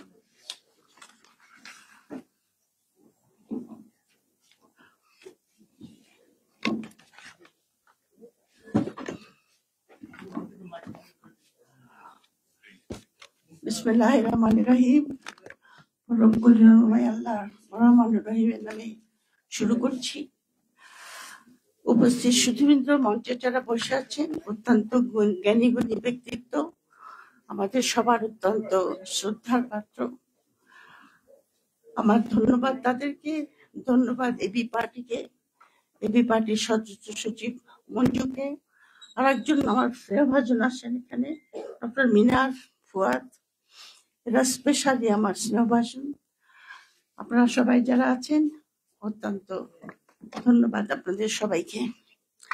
আমার পূর্ববর্তী যে দুজন বক্তা বলেছেন, তাদের তারা সবাই আপনার এত সুবক্তা যে তাদের পরে আমি যে কি করে কি বলবো ঠিক ভেবে পাচ্ছি না। তো আমি বইটা দিয়ে শুরু করব। বইটা প্রথম কথা আমি সলমান সাহেবকে তো অত্যন্ত আন্তরিক অভিনন্দন জানাবো যে বইটা অত্যন্ত সুখপঠ। শিকদার যেটা বলেছে সেটা ঠিক, এটাতে কিছু এডিটোরিয়াল মানে আছে, সমস্যা আছে কিছু সামান্য, কিন্তু বইটা আপনার সুখপঠ। এই কারণে যে বইটা পড়ার সময় আমি দেখেছি যে বইটা আমি এক নিঃশ্বাসে প্র্যাকটিক্যালি পড়তে পেরেছি। বইটা যে রেখে এদিকে যাবো সেদিকে যাবো, ঘুরে আসি, কালকে যেতে হবে, এটার উপর কিছু বলতে, সেরকম কিছু নয়। এই বইটাতে উনি যেটা বলেছেন, এই যে আপনার ফেনীর যে ঘটনাগুলি, এটা পড়লে পরে কিন্তু বাংলাদেশের যে একটা বর্তমানে আমরা যে অবস্থা আছি, সেই অবস্থা যেটাকে বলা হয় জেনেসিস, পাখির দৃষ্টিতে বা বার্ডস আই ভিউতে ওটা কিন্তু দেখা যায় যে একটা জনপদ, সেই জনপদ যে কত রকম আপনার রাজনীতির জন্য, ইলেকশনের জন্য, যে ক্ষমতায় যাওয়ার জন্য সেখানে যে আপনার যে ধরনের অবস্থা বিরাজ করছিল, সেটা ওনার বইতে খুব সুন্দরভাবে উঠে এসেছেন। যে একটা জনপদে আপনার 3 ধরনের আপনার সন্ত্রাসী কার্যকলাপ চলছিল। তার মধ্যে ছিলেন জয়নাল হাজারী, যার নাম আমরা সেই সময় শুনেছি, এবং এটাও শুনেছি যে বর্তমানে যিনি প্রাইম মিনিস্টার, উনি বলেছিলেন যে আমার 300টা সিটের জন্য 300টা জয়নাল হাজারী দরকার। মানে জয়নাল হাজারীর মতো লোক থাকলে ইলেকশন জেতা যাবে। ভোটের দরকার নাই, মারপিট, ভোট কেন্দ্র দখল করো, সবকিছু ভোট নিয়ে নাও, আমি ইলেকশনে জিতে যাব। আরো 2টা সন্ত্রাসী দল ওখানে ছিল, সবই কিন্তু তাদের কার্যকলাপ চালিয়েছে। প্রথম কথা, কার্যকলাপটা হলো এই যে ওখানে একটা নির্বাচন হবে এবং নির্বাচনে কারা জিতবে, আর নির্বাচনে জেতা মানেই বাংলাদেশে আমরা অনেক কিছু করতে পারবো। কিন্তু ফেনীতে যে ঘটনাগুলি ঘটেছে ইলেকশনকে কেন্দ্র করে, এবং সুলেমান সাহেব যে দৃঢ় হস্তে জিনিসগুলিকে দমন করেছেন, এবং পুঙ্খানুপুঙ্খরূপে বইতে উঠে এসেছে যে উনি কিভাবে দৃঢ় হস্তে আপনার এই যে বিভিন্ন সন্ত্রাসী দলগুলির কার্যকলাপ, চাঁদাবাজি, খুন, সন্ত্রাসী, ভোট কেন্দ্র দখল থেকে শুরু করে যে কোনো জনহিতকর কার্যের ব্যাপারে তাদের যে নেতিবাচক ভূমিকা, সেটা কিন্তু উনি সুন্দরভাবে, বলিষ্ঠভাবে সেটাকে উনি দমন করেছেন, এবং নির্বাচনটা খুব সুন্দরভাবে ওখানে হয়েছে, নিরপেক্ষভাবেই একটা নির্বাচন হয়েছে। কিন্তু যে কথাটা আমাদের মহাসচিব সাহেব একটু বললেন, হাই যখন কথাটা বলছেন, যে সময়ের কথাটা আপনাদের মনে রাখতে হবে। আমরা উনি করতে পেরেছেন, নিশ্চয়ই ওনার যথেষ্ট কৃতিত্ব আমি দেব। ওনার সাহস, চরিত্রের দৃঢ়তা, ওনার বিশ্বাস সবকিছু মিলিয়ে উনি যেটা করেছেন, তার জন্য ওনাকে সহস্র সহস্র অভিনন্দন। কিন্তু এই কথাটা আমাদের মনে রাখতে হবে যে সে সময় একটা কেয়ারটেকার গভর্নমেন্ট ছিল, লতিফুর রহমান সাহেবের কেয়ারটেকার গভর্নমেন্ট ছিল। মানে যে কথাটা আমি বলতে চাচ্ছি রাজনীতির ছাত্রী হিসাবে, যে আজকে বাংলাদেশের এই অবস্থা যে এসেছে, এই অবস্থাটা এসেছে ধারাবাহিকভাবে ক্রমান্বয়ে। কিন্তু উনি ফেনীতে যেটা করেছেন, অথবা ওই সময় ইলেকশনটা যে হয়েছে 2001 সালে, যে নির্বাচনটা গ্রহণযোগ্য ছিল, কেয়ারটেকার আন্ডারের যতগুলি নির্বাচন হয়েছে সবগুলি কিন্তু গ্রহণযোগ্য ছিল।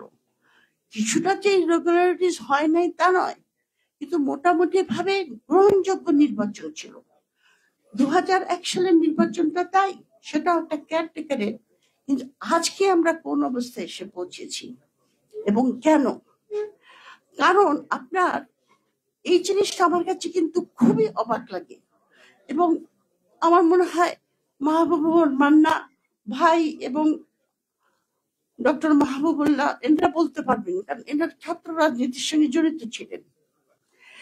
এই যে আমাদের ভিতরে, যেটা মাহমুদুর রহমান মান্না সাহেব একটু বললেন, আমাদের ভিতরে যে সম্পূর্ণ একটা নিষ্ক্রিয়তা, বিবেকহীনতা, একের অপরের প্রতি সহমর্মিতা, কিছুই যে নাই, হারিয়ে গেল। কেন কেন হারিয়ে গেল? এটার কারণই হলো যে বাংলাদেশের রাজনীতি 2006 সালের নির্বাচনের পর থেকে আপনার ক্রমান্বয়ে রাজনীতি সন্ত্রাসী এবং দুর্নীতি এবং একটা আখাখানায় পরিণত হয়েছে, যেটা সমাজকে বিচ্ছিন্ন করে দিয়েছে, মানুষজনকে এমন একটা পর্যায়ে নিয়ে গেছে যে মানুষ এখন খালি নিজের কথা ছাড়া আর কিছু চিন্তা করে না। যেখানে নির্বাচন, যে কোনো দেশে আপনি যদি তাকিয়ে দেখেন যেখানে সুস্থ নির্বাচন হয়, আমি যদি ধরেন বিদেশি, ধরেন ওয়েস্টার্ন কান্ট্রি নির্বাচনের কথাগুলি বলি, সেখানে আপনি দেখেন ফার্স্ট অফ অল তাদের নির্বাচনটা এমন একটা অবস্থায় হয় যেখানে ব্যুরোক্রেসি থেকে শুরু করে ল এনফোর্সিং এজেন্সি, আপনার বিচার বিভাগ, সরকার, সবাই নিউট্রাল, কমপ্লিটলি নিউট্রাল।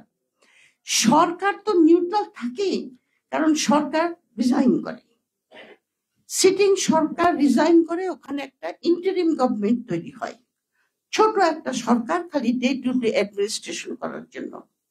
সেই সরকারটাও যেন নির্বাচন প্রক্রিয়াতে কোন রকম ইন্টারফেয়ার করতে না পারে, সেজন্য আপনার ইউকের মতো দেশে, যেটাকে বলা হয় মাদার অফ পার্লামেন্টারি ডেমোক্রেসি, 700 বছরের ইতিহাস তাদের, সেখানেও তারা রিসেন্টলি আইন পাশ করেছে যে আপনার সরকারের কোন আমলা এবং কেউ যদি নির্বাচনের পক্ষ নেয় তার বিরুদ্ধে কি কি অ্যাকশন নেওয়া হবে।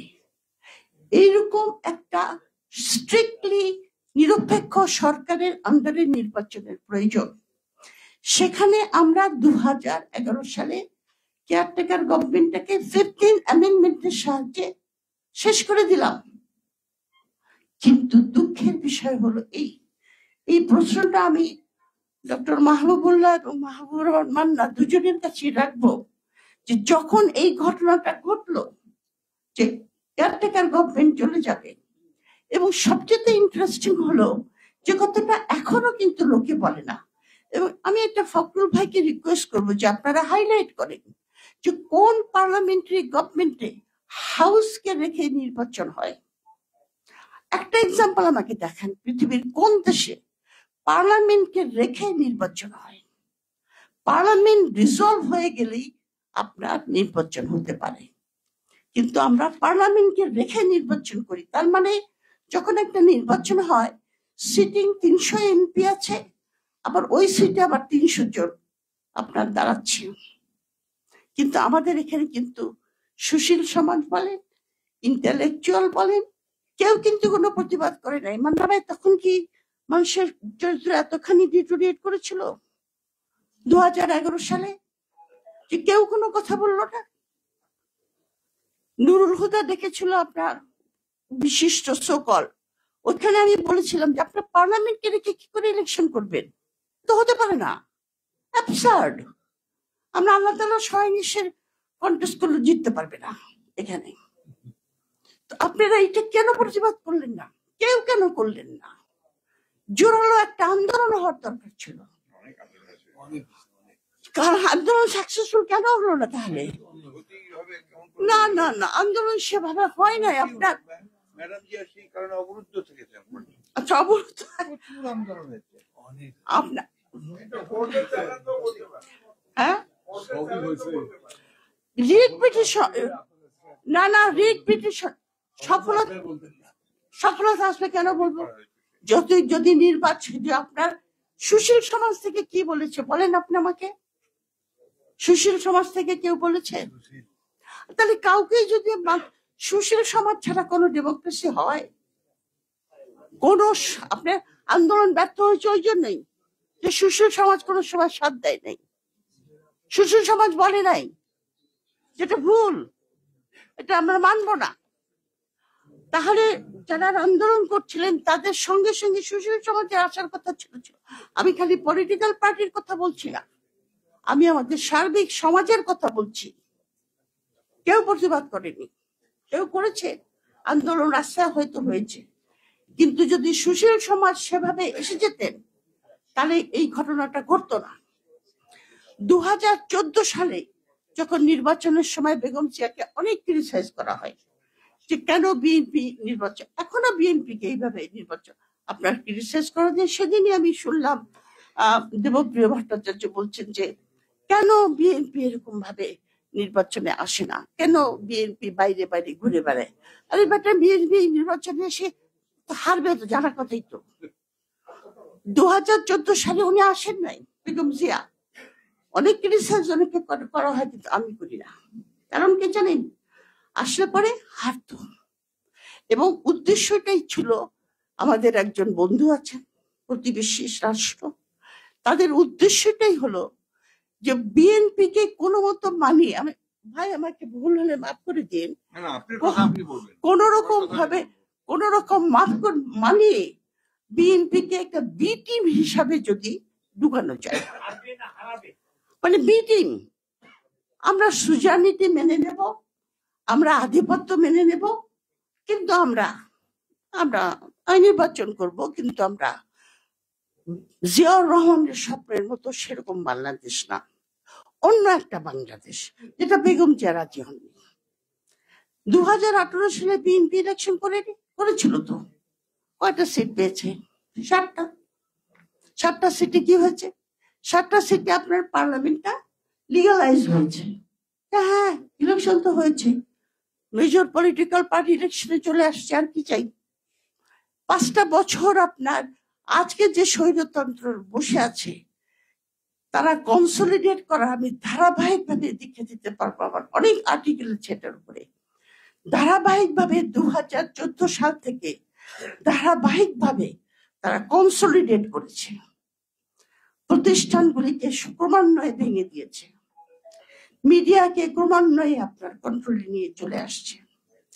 সিভিল সোসাইটি আগে থেকে ছিল, সেটাকে কমপ্লিটলি, যেটাকে বলা হয় কোঅপ্ট করে নিয়েছে।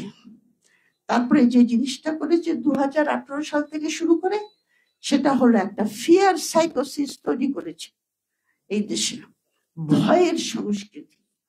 ওই যে একটা কথা আছে না, উইলসন বলেছিলেন, it is not the fear, it is the fear of fear itself that counts. আমি ভয় পাচ্ছি, কেন পাচ্ছি জানি না, হতে পারে এটা, আমি ভাই কথা বলবো না, কথা বললে আমাকে ধরে নিয়ে যাবে। এই সাইকোসিসটা তৈরি করার জন্য আজকে আমরা এই অবস্থায় এসে পৌঁছেছি। সুলেমান সাহেবের মতো লোকের অনেক দরকার বাংলাদেশে, অবশ্যই। উনি যে সাহসিকতার সঙ্গে ফেনীতে যেভাবে উনি সিচুয়েশন হ্যান্ডেল করেছেন, ওনার বইটা পড়তে খুবই ভালো লেগেছে। এই কারণে যে মনে হয়েছে আমাদের দেশে এরকম লোক আছে, এটাই আমার কাছে ভালো লেগেছে, যে এরকম লোক আছেন, তারা সাহস দেখিয়েছেন, তারা দেশকে ভালোবেসে এমন একটা নির্বাচন করেছেন যে নির্বাচনে আমরা এক্সকিউজ মি, জনগণের আশা আকাঙ্ক্ষা বা ইচ্ছা প্রতিফলিত হয়েছে। তবে কথা হলো কি, সোলেমান সাহেব বলেন বা আমি বলেন, আমাদের এখন অনেক বয়স হয়ে গেছে, আমাদের কিন্তু এমন কিছু আর কন্ট্রিবিউট করার মতো ক্ষমতা নাই। এখন কন্ট্রিবিউট করবে আপনার ইয়াং জেনারেশন। ইয়াং জেনারেশনকে উদ্বুদ্ধ করার জন্য এই বইটা খুবই প্রয়োজন। এই বইটা পড়লে পরে ইয়াং জেনারেশন অন্তত এইটুকু আশা পাবে যে হ্যাঁ, যদি আমরা দেশকে ভালোবাসি, ইন্টিগ্রিটি থাকে, আমরা সাকসেস করতে পারি, আমাদের সাফল্য আসতে পারে। এটাই হলো সবচেয়ে বড় কথা। তো আমি এবারে শেষ করব আমার এবি পার্টিকে ধন্যবাদ দিয়ে, সলেমান ভাইকে ধন্যবাদ দিয়ে, এমন একটা সুন্দর একটা দলিল, যেটা শিকদার বলে যেটা ঠিক কথা, এটা একটা প্রামাণ্য দলিল।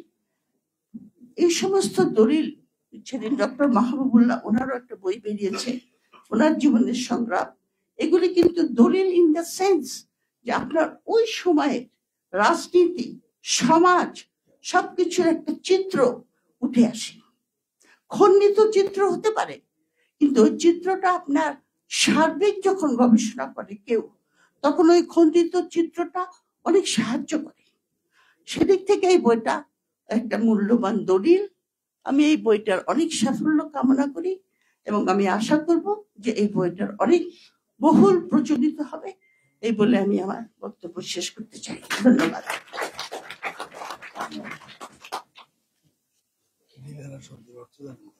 হ্যাঁ, জানি, তুমি বলো। হ্যাঁ, তাই। ধন্যবাদ দিলারা আপা। দিলারা আপা খুব অ্যাপ্টলি বলেছেন যে এই বইটা ইয়াং জেনারেশনের জন্য একটা আশার জায়গা হতে পারে। আমরা অনেক সময় যখন রাজনীতি করি অথবা কোনো একটা বিষয় নিয়ে কথা বলি, অনেকেই বলে যে কি আর করতে পারবা, কিছু তো করার নেই। আমার মনে হয় তখন আমরা এই বইটা অন্তত যারা পড়েছে তারা উত্তর দিতে পারবে, করার ইচ্ছা থাকলে অনেক কিছুই করা যাবে। তো এখন আমাদের সামনে বক্তব্য রাখবেন শিক্ষাবিদ, অর্থনীতিবিদ ও ৬৯-এর গণঅভ্যুত্থানের মহানায়ক ডক্টর মাহবুবুল্লাহ।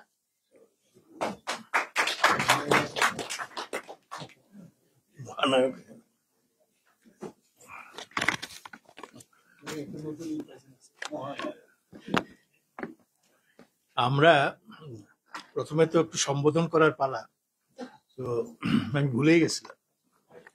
তো আজকের সভাপতি এবং এই বইয়ের লেখক জনাব সোলেমান চৌধুরী এবং এখানে উপস্থিত অন্যান্য জ্ঞানীগুণী ব্যক্তি, রাজনীতিবিদ, তাদের সকলকে সালাম জানিয়ে, শ্রদ্ধা জানিয়ে আমি আমার কিছু কথা বলার চেষ্টা করব।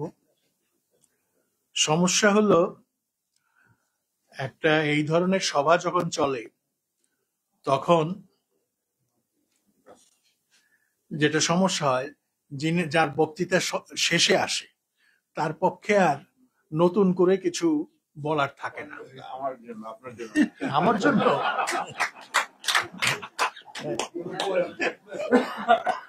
আপনার অনেক কিছু বলার আছে, সময়টা দিয়ে খেয়াল রেখে সময়ের দিকে এত খেয়াল রাখি যে গতকালকের অনুষ্ঠানেও কিন্তু আমি সবচেয়ে কম সময় নিয়ে কথা বলেছি। আমি ওটাই বললাম যে আপনি বলছিলেন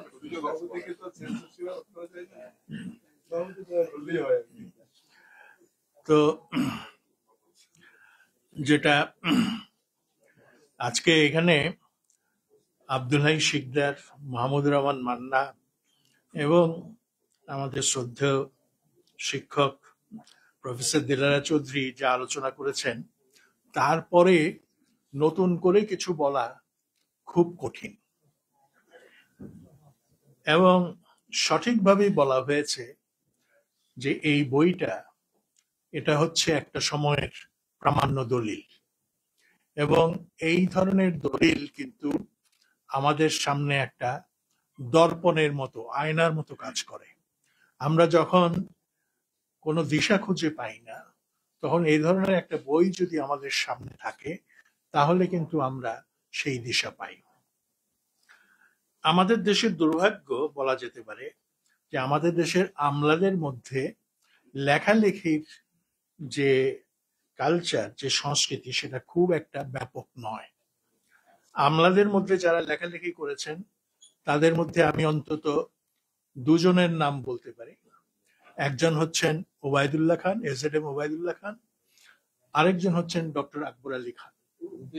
এবং এরা যতটুকু লিখে গেছেন এবং যেসব বিষয়ের অবতারণা করেছেন তাদের লেখায়, সেটা নিঃসন্দেহে আমাদের জ্ঞানের রাজ্যে খুব বড় ধরনের অবদান, তাতে কোনো সন্দেহ নেই। কিন্তু এদের লেখা বইগুলো সেটা হচ্ছে ঠিক তাদের জীবনের যে অভিজ্ঞতা, সেটা খুব একটা বেশি তাদের সেসব লেখায় প্রতিফলিত হয়নি। আকবর আলী খান কিছুটা প্রতিফলিত করার চেষ্টা করেছেন। আরেকজন আমলা, তিনি ছিলেন ইংরেজ, তার নামটা মনে করতে পারছি না, কিন্তু তার যে স্মৃতিকথা সেটা খুবই মূল্যবান। সেটা হচ্ছে দি লাস্ট গার্ডিয়ান। দিলারাপা, আপনি কি এই বইটার লেখকের নাম মনে করতে পারেন? The last guardian.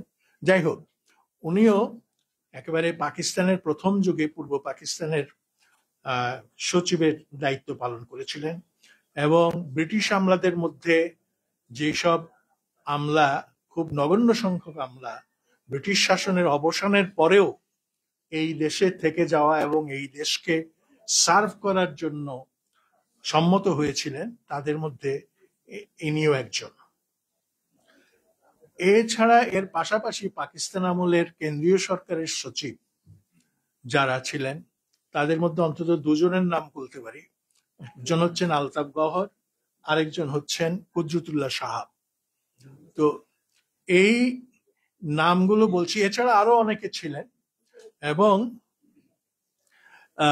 তাদের লেখা বইগুলো পড়লেও কিন্তু আমরা সেই সময়কার রাজনীতি সম্পর্কে বেশ কিছু জিনিস, বেশ কিছু রহস্য আমরা উন্মোচন করতে পারি। বিশেষ করে আলতাফ গওহরের লেখা বই আইয়ুব শাসনের ভেতরকার যে চিত্র, সেই চিত্রগুলো তুলে ধরা হয়েছে।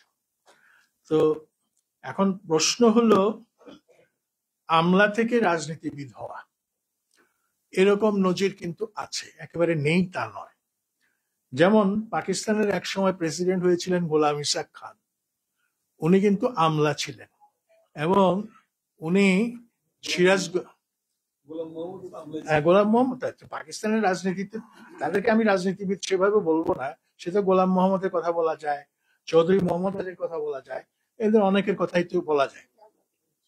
কিন্তু আজকে যেটা দেখছি, আজকের এই বইয়ের লেখক সুলেমান চৌধুরী সাহেব, তিনি তার আমলা জীবন শেষে তিনি রাজনীতিতে যোগ দিয়েছেন এবং একটা রাজনৈতিক দলের দায়িত্ব নিয়েছেন।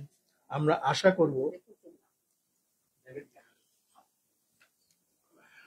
আশা করব যে তিনি যে নিষ্ঠা, যে সততা, যে সাহস, যে শক্তি দেখিয়েছিলেন ফেনীর ডিসি হিসেবে, সেই একই রকম সাহস এবং একই রকম শক্তি নিয়ে তিনি তার রাজনৈতিক দায়িত্ব পালন করবেন এবং এবি পার্টিকে নেতৃত্ব দেবেন। আমরা সেই যে কোনো দলকে আমরা ওয়েলকাম করব, অভিনন্দন জানাবো, যারা আজকের এই যে দুঃসময়ের যে অমারাত্রি, সেই দুঃসময়ের অমারাত্রির অবসানে যারা সাহসের সঙ্গে এগিয়ে আসবেন, প্রতিবাদী কণ্ঠ হিসেবে দাঁড়িয়ে যাবেন, জনগণকে সংঘবদ্ধ হতে বলবেন এবং জনগণকে সাথে নিয়ে এগিয়ে যাবেন, তাদের সকলকে আমরা নিঃসন্দেহে অভিনন্দন জানাবো।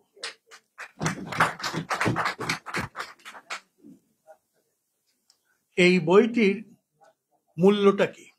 What is the value of this book? এটাই অত্যন্ত গুরুত্বপূর্ণ বিষয়। অনেক ত্রুটি বিচ্যুতি আছে, অনেক সমালোচনা করা যায়, ভাষার অনেক সীমাবদ্ধতা আছে, কিন্তু সবকিছুর পরেও বড় যে কথা, একটা সময়ের চিত্র কিন্তু এর মধ্যে ফুটে উঠেছে। আমার মনে আছে 2001 সালের যখন নির্বাচন হয়, তখন টেলিভিশনে দেখলাম ফেনীতে কারফিউ জারি, অস্ত্র উদ্ধার এবং সন্ত্রাসকে দমন করার জন্য যে বলিষ্ঠ পদক্ষেপ নেওয়া হয়েছে, জেলা প্রশাসকের পক্ষ থেকে সেই খবর আমরা শুনছিলাম এবং কিছুতে বিস্মিত হয়েছিলাম যেখানে জয়নাল হাজারীর মতো একজন সন্ত্রাসীর অভ্যুদয় ঘটেছে, তাকে কোনো তার কেশ স্পর্শ করা যাবে এটা কেউ বিশ্বাস করতো না। সেই রকম একটা অবস্থায় সুলেমান চৌধুরী সাহেব কিন্তু সেখানে তার দায়িত্ব পালন করেছেন। আজকে আমাদের যারা জেলা প্রশাসক বলি বা মাঠ পর্যায়ের আমলা বলি বা এমনকি যারা একেবারে সচিবালয়ের আমলা, তাদের কিন্তু প্রত্যেকের জীবনেই কিন্তু বেশ কিছু অভিজ্ঞতা থাকে এবং সেই অভিজ্ঞতাগুলো যদি তারা সৎভাবে নিষ্ঠার সঙ্গে এবং সত্যভাবে তুলে ধরেন তাইলে কিন্তু ইতিহাসের অনেক উপকার হয়, ইতিহাস অনেক বেশি সমৃদ্ধ হয়। এবং আমি মনে করি যে সুলেমান চৌধুরী সাহেবের এই বইটা একটা ইতিহাসের অমূল্য উপাদান। এইখানে খুব চমৎকার ভাবে তিনি একটা চ্যাপ্টার লিখেছেন যে কিভাবে সেখানে ফেনী সন্ত্রাসের জনপদ হয়ে উঠল। আমার মনে হয় এই জায়গাটা আরো গভীরভাবে, আরো ব্যাপকভাবে আরো বিশ্লেষিত হওয়া উচিত। কারণ আমাদের বাংলাদেশের অনেকগুলো সমস্যা, কিন্তু তার মধ্যে একটা বড় সমস্যা হচ্ছে সন্ত্রাস, এবং এই সন্ত্রাসের কারণেই কিন্তু গণতন্ত্র এগোতে পারে না। সেই সন্ত্রাস কিভাবে একটা সমাজে দানা বাঁধে এবং কিভাবে তার প্রভাব প্রতিপত্তি প্রতিষ্ঠা করে, সেইটার একটা সমাজতাত্ত্বিক বিশ্লেষণ, সমাজতাত্ত্বিক বলছে তাত্ত্বিক বিশ্লেষণ নয়, সেটার একটা অনুপঙ্খ চিত্র যদি আমরা পাই তাহলে কিন্তু জিনিসটা খুব সহজ হয়। তার বই থেকে যেটা জানা যায় সেটা হচ্ছে যে ফেনীতে যে সন্ত্রাসের রাজত্ব প্রতিষ্ঠিত হয়েছিল এরশাদের আমল থেকে যার সূচনা এবং যার পরিণতি পরবর্তী আওয়ামী লীগ আমলে, এই একটা যে ধারাবাহিকতা আছে সেখান থেকে একটা জিনিস বোঝা যায় যে রাষ্ট্রের উচ্চ মহলের সমর্থন না থাকলে বাংলাদেশের মতো দেশেও আপনার সন্ত্রাসীরা তারা কিভাবে যেটা অপ্রতিরোধ্য হয়ে ওঠে। কাজেই এই যে জায়গাটা আমার মনে হয় বইয়ের দ্বিতীয় সংস্করণ যখন উনি লিখবেন তখন নিছক কয়েকটা তথ্য দিয়েই শেষ করা নয়, মানে জয়নাল হাজারীর স্টিয়ারিং কমিটিতে কত হাজার সদস্য ছিলেন, তারা কি করতেন, এইগুলো দিয়েই শেষ করা নয়, তারা আসলে কিভাবে তারা উঠলেন, তাদের অভ্যুত্থান কিভাবে ঘটলো এবং কি করে একটা গরিব কৃষকের সন্তানও স্টিয়ারিং কমিটির সদস্য হয়ে যায় এবং তারা সমাজে ত্রাস সৃষ্টি করে কিসের আকাঙ্ক্ষায়, কিসের স্বপ্নে, এইটা আমার মনে হয় একটু বিশ্লেষণে একটু ব্যাপকভাবে আসলে সেটা খুব ভালো হয়। কারণ এগুলো যদি আমরা খুব ভালো করে না জানি তাহলে কিন্তু আমরা ঠিক সন্ত্রাসের বিরুদ্ধে যে রাজনৈতিক কৌশল গ্রহণ করতে হবে, আন্দোলনের যে কৌশল গ্রহণ করতে হবে, সেটা কিন্তু আমরা ভালো করে বুঝবো না। এবং পৃথিবীর বেশ কিছু দেশ আছে যেখানে মাফিয়ার রাজত্ব কায়েম হয়েছে। ইতালির কথা আমরা জানি, এমনকি ল্যাটিন আমেরিকাতে কলম্বিয়ার কথা আমরা জানি, এবং সেখানে দেখা যাচ্ছে কলম্বিয়ার যে সন্ত্রাস সেটা হচ্ছে যে একসময় যারা বামপন্থী রাজনীতি করত এবং তারা সশস্ত্র সংগ্রামে বিশ্বাস করত তারাই একসময় অপ্রতিরোধ্য সন্ত্রাসীতে পরিণত হয় এবং সেখানে এফএআর বলে যে সংগঠনটি সেটাই কিন্তু শেষ পর্যন্ত কিন্তু কলম্বিয়ার সরকারকেও তাদের সঙ্গে নেগোশিয়েট করে কথাবার্তা বলেই কিন্তু তাদেরকে এই মুক্ত পথে নিয়ে আসা সম্ভব হয়েছে। কাজে একটা দেশের সন্ত্রাস যদি খুব প্রচন্ড ভাবে দানা বাঁধে সেটা তো সেই দেশের উন্নতি বলেন, প্রগতি বলেন, গণতন্ত্র বলেন, রাজনীতি বলেন, সবকিছুর পথে একটা বড় ধরনের বাধা হয়ে দাঁড়ায়। এবং এটাকে উৎপাটন করতে না পারলে আমার মনে হয় অনেক সময় সরকারের খুব সদিচ্ছা থাকলেও অনেক কিছু করা সম্ভব হয় না। তবে মানে জয়নাল হাজারী যে সেই সময় এত বড় অভিযান চালানোর পরেও কিন্তু জয়নাল হাজারী ধরা পড়েন নাই, গ্রেফতার হন নাই, তিনি কিন্তু সীমান্তের অপর পারে পালিয়ে গিয়েছিলেন এবং সেখান থেকেই তিনি মানে মোবাইল ফোনের মাধ্যমে তার অনুসারীদেরকে নেতৃত্ব দিয়েছেন, তাদেরকে কর্মপন্থা তাদের প্রতি নির্দেশ করেছেন, যেটা এই বইতে আমরা জানতে পারি। এখন প্রশ্ন হলো এই বইতেই আবার আছে। লতিফুর রহমান সাহেবের সরকার যখন সিদ্ধান্ত নিল যে এই ধরনের যে সমস্ত বাংলাদেশের বিভিন্ন স্থানে সেই সময় কিন্তু এলাকায় এলাকায় কিছু ওয়ারলট তৈরি হয়ে গিয়েছিল, ফেনী তাদের মধ্যে একটা, ওইদিকে আপনার বোধহয় কিশোরগঞ্জে, গফরগাঁওতে আলতাফ বলন্দাজ, তারপরে নারায়ণগঞ্জের কথা আমরা জানি, তারপরে রায়পুরের কথা, লক্ষ্মীপুরের কথা আমরা জানি। তো এইগুলো কিন্তু আমরা জানি এগুলো, এবং সেই সময় কেয়ারটেকার গভর্নমেন্ট কিন্তু এদেরকে দমন করার জন্য সঠিকভাবে সিদ্ধান্ত নিয়েছিল। আজকে আমরা দেখছি যে লতিফুর রহমান সাহেবের সরকার যে কত খারাপ ছিল, কত বায়াস ছিল, কত পক্ষপাতদুষ্ট ছিল, সেটা বলার জন্য কিন্তু লোকের অভাব নাই। এখন কোনো একটা দল যদি হেরে যায় তখন বলা হয় যে অমুকের কারণেই এরা হেরে গেছে, নাইলে কিন্তু এরা এত জনপ্রিয় ছিলেন যে তাদেরই জয়লাভের সম্ভাবনা ছিল। তো ঘটনাগুলো অনেকটা এই রকম। সেই দিন যে জয়নাল হাজারী ধরা পড়লো না, এই না পড়ার পেছনে এই বই থেকে আমরা যতদূর জানি সেটা হচ্ছে যে তার বিরুদ্ধে অ্যাকশন নেওয়া হবে এবং সরকার সে ব্যাপারে দৃঢ় প্রতিজ্ঞ। এই খবরটা সরকারের ভেতরেই একজন সামরিক কর্মকর্তা জয়নাল হাজারীকে জানিয়ে দেয়। এখন এখানে বুঝতে হবে বাংলাদেশের সমাজটা কিরকম, কেন একজন আমলা তার এই দায়িত্ব যেটা তার পালন করার কথা ছিল, অর্থাৎ এই তথ্য গোপন রাখার দায়িত্ব যার ছিল, তিনি কেন সেটা প্রকাশ করে দিলেন। এখন বাংলাদেশের সমাজটা হলো, এটা সমাজতাত্ত্বিকরা বলেন যে এইখানে একটা মাল্টিপ্লেক্স রিলেশন কাজ করে। কে কার ভাগনা, কে কার ভাতিজা, কে কার ভাই, কে কার বোন, কে কার মামা, কে তার চাচা, এইসব জিনিস, জাতীয়তার যে সম্পর্ক, যেটা কিনশিপ রিলেশন, এইটা আমাদের সমাজে আছে।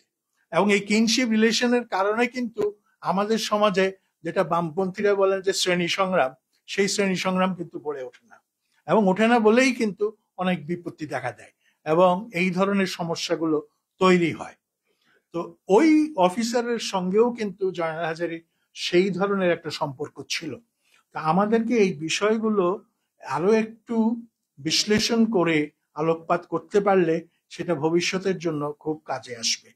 এবং আমরা জানি ব্রিটিশ শাসন আমলে যারা ডেপুটি কমিশনার থাকতেন বা ডিস্ট্রিক্ট ম্যাজিস্ট্রেট যারা ছিলেন, তাদের উপর একটা দায়িত্ব ছিল যে তাদেরকে যখন বদলি করে দেওয়া হবে তার আগে তার অবস্থানকালে ওই জেলায় সেখানকার অর্থনৈতিক, রাজনৈতিক, সামাজিক এবং অন্যান্য পরিস্থিতি কি ছিল তার একটা অনুপঙ্খ বিবরণ তার সাকসেসরের জন্য, তার পরবর্তীতে যিনি আসবেন তার জন্য একটা বিবরণ লিখে যাওয়া। এবং এই বিবরণ লিখে যাওয়ার অভ্যাসটা আপনার ব্রিটিশ শাসনের অবসানের পর ধীরে ধীরে ধীরে ধীরে কিন্তু আজকে বাংলাদেশ আমলে এসে সম্পূর্ণভাবে বিলুপ্ত হয়ে গেছে। এবং এই বিলুপ্ত হওয়ার ফলে যেটা হয়েছে সেটা হলো যে আমাদের শাসন ব্যবস্থায় একটা বড় ধরনের দুর্বলতা দেখা দিয়েছে। আমাদের ভাগ্য ভালো যে অ্যাটলিস্ট ফেনীর যে অভিজ্ঞতা, সেই অভিজ্ঞতাটা আমাদেরকে সুলেমান চৌধুরী সাহেব তার এই যে বই জেলা প্রশাসক হিসেবে আমার অভিজ্ঞতা ফেনীতে ৩২১ দিন, এর মাধ্যমে উনি তুলে ধরেছেন। এবং তিনি যে অকুতভয় ছিলেন তার বড় প্রমাণ হচ্ছে তাকে কাফনের কাপড় পাঠিয়ে ভয় দেখানো হয়েছে, কিন্তু তিনি ভীত হননি, তিনি চুপ করে যাননি, তিনি পিছিয়ে পড়েননি। তো আজকে এইখানে তাকে শুধু আমি অভিনন্দিতই করব এই জন্য যে একটা হচ্ছে ইতিহাসের কাছে তিনি তার দায়িত্ব পালন করেছেন, এবং সেই দায়িত্ব কিভাবে পালন করেছেন সেইটা আমরা এই বই পড়ে জানতে পারবো। এই কথা ঠিক, এই বইয়ের আরো অনেক যেটাকে বলা যায় এটাকে আরো সংশোধন করা সম্ভব, আরো সেটাকে শ্রীবৃদ্ধি করা সম্ভব, সবকিছুই সম্ভব। কিন্তু এখন যে আকারে আছে, যেভাবে আছে, যেটা মাহমুদুর রহমান মান্না বলেছেন, সেই আকারেও কিন্তু আমাদের জন্য একটা ইতিহাস যারা রচনা করবেন, যারা সমাজতত্ত্ব নিয়ে কাজ করবেন, তাদের জন্য কিন্তু একটা মূল্যবান গ্রন্থ, এবং রাজনীতিবিদদের জন্য এটা মূল্যবান গ্রন্থ। রাজনীতিবিদরা আমলাতন্ত্রের সঙ্গে কি ধরনের আচরণ করবেন, কতটা করবেন, কতটা করবেন না, সেটা কিন্তু এখানে স্পষ্ট হয়ে ওঠে। এবং আমাদের সবচেয়ে বড় দুর্ভাগ্য হচ্ছে যে আমাদের ব্যুরোক্রেসি এইটা সম্পূর্ণভাবে পলিটিসাইজড হয়ে গেছে। আমি শেষ করতেছি, সম্পূর্ণভাবে পলিটিসাইজড হয়ে গেছে। কারণ এইখানে আমরা আমলাতন্ত্রের কাছে আমলাতন্ত্র সূচক যে আচরণ সেটা আমরা আর আশা করতে পারি না। এখানে কথা উঠেছে যে আব্দুল্লাহ শিকদার বলেছেন যে আমলাতন্ত্রের জনক হচ্ছেন ম্যাক্স ওয়েবার। কথাটা বোধহয় ঠিক না। ম্যাক্স ওয়েবার আমলাতন্ত্রের যে তত্ত্ব বা আমলাতন্ত্রের যে কর্মকাণ্ড সেগুলোকে বিশ্লেষণ করেছেন এবং তিনি বলেছেন আমলাতন্ত্র হবে নৈর্ব্যক্তিক, ওই কারো প্রতি ক্ষোভে মানে বিদ্বেষের কারণে বা কারোর প্রতি ভালোবাসার কারণে তারা সেই কোনো আচরণ করবেন না, অত্যন্ত নিরপেক্ষভাবে তারা তাদের দায়িত্ব পালন করবেন। এবং আমলাতন্ত্রের আরেকটা বৈশিষ্ট্য হচ্ছে পদসোপান, হায়ারার্কি, নিচের পদে একজন, তারপরে একজন, তারপরে একজন, এই ধরনের একটা ব্যবস্থা, যেই ব্যবস্থায় তারা মানে যেটা হচ্ছে মানে উপরের যে আদেশ সেটা কার্যকর করার জন্য তারা দায়িত্ব পালন করবেন। আমাদের দেশে আমলাতন্ত্রের সবচেয়ে বড় সর্বনাশ হয়ে গেছিল সেটা 1996 সালে। এইখানে একটা আমলা বিদ্রোহ হয়েছিল এবং এই আমলাতন্ত্র সেদিন একটা নির্বাচিত সরকারের বিরুদ্ধে দাঁড়িয়েছিল, যেটা তাদের মোটেও দায়িত্ব না। এবং তারা যেই স্লোগান নিয়ে এখানে তাদের যে মানে যেটা বলা যায় একটা রাষ্ট্রদ্রোহিতার পর্যায়ে তারা যা করেছেন সেটা কোনো ক্রমেই কাম্য ছিল না। সেই থেকে আমলাতন্ত্র দলমন্য হয়ে গেছে এবং আমলাতন্ত্র এখন সোজাসুজি যে কথাটা বলা যায় সেটা হচ্ছে এদের নিয়োগ বা এদের পদোন্নতি সবকিছুই কিন্তু রাজনৈতিক সম্পর্কের উপর নির্ভর করে। এখন একটা কথা চালু হয়েছে আমলাতন্ত্রের মধ্যে, সেটা হচ্ছে কারো পদোন্নতি হবে কিনা সেটা নির্ভর করে ডিএনএ টেস্টের উপরে। এই কথাটা আমলাতন্ত্রের মধ্যে ব্যাপকভাবে চালু আছে। সেই ডিএনএ টেস্টটা কি, যে খুঁজে দেখা হয় কোনো সুনির্দিষ্ট আমলার পিতা কি করেন, মাতা কি করেন, তার ভাই ভাতিজারা কি করেন, তার দাদা কি করেন, তার শ্বশুর কি করেন, শাশুড়ি কি করেন, এই সব তথ্য জোগাড় করেই সিদ্ধান্ত নেওয়া হয় তাকে পদোন্নতি দেওয়া হবে কি হবে না, বা তারা কোন দলের বা কোন মতের লোক। এই অবস্থায় একটা দেশ কিন্তু চলে না। আমলাতন্ত্র নিঃসন্দেহে একটা দেশের জন্য অপরিহার্য, সেটা যে কোনো দেশই হোক, সমাজতান্ত্রিক দেশ হোক আর পুঁজিবাদী দেশ হোক। কিন্তু আমলাতন্ত্রকে যদি রাজনৈতিকভাবে এভাবে ব্যবহার করা হয় তাহলে সেখানে আর যাই হোক গণতন্ত্র সম্ভব নয়, নিরপেক্ষ নির্বাচনও সম্ভব নয়।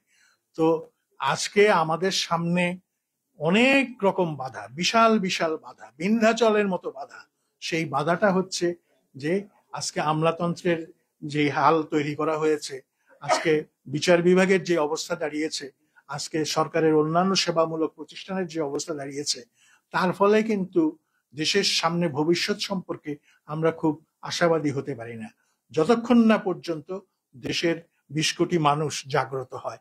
আমি আশা করব যে এই 20 কোটি মানুষ একদিন নিঃসন্দেহে জেগে উঠবে এবং এই যে দুর্যোগের রাত এর অবসান হবে এবং সূর্যোদয় আমরা অবশ্যই দেখব। ধন্যবাদ। অনেক ধন্যবাদ ডক্টর মাহবুবুল্লাহ। তো আমাদের ধৈর্যশীল প্রধান অতিথি, সাধারণত প্রধান অতিথিরা শেষে যান কোন অনুষ্ঠানে এবং গিয়েই বলেন যে আমার কাজ আছে, আমাকে একটু ছেড়ে দিতে হবে। কিন্তু প্রধান অতিথির বক্তব্যের আগে আমরা লেখকের একটু অভিজ্ঞতা শুনবো, এটা কি বলে ওনার প্রতিক্রিয়া। ধন্যবাদ সাংবাদিক বন্ধুদেরকে। লেখকের সংক্ষেপে একটু প্রতিক্রিয়া বা ওনার আজকের অনুভূতি, প্রতিক্রিয়া না অনুভূতি, ওনার অনুভূতি বর্ণনা করতে বলবো এবং এরপরে আমাদের প্রধান অতিথি বক্তব্য রাখবেন। আমি প্রধান অতিথির বক্তব্যের সময় অনুরোধ করবো আপনি একটু মোবাইল গুলো সাইলেন্ট রাখবেন এবং একটু শান্ত থাকার চেষ্টা করুন।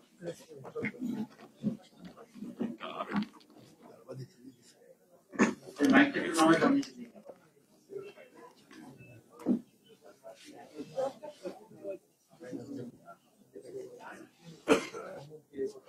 শ্রদ্ধাভাজন অতিথিবৃন্দ, সুধীমণ্ডলী, ভদ্র মহিলা ও ভদ্র মহোদয়গণ, আসসালামু আলাইকুম।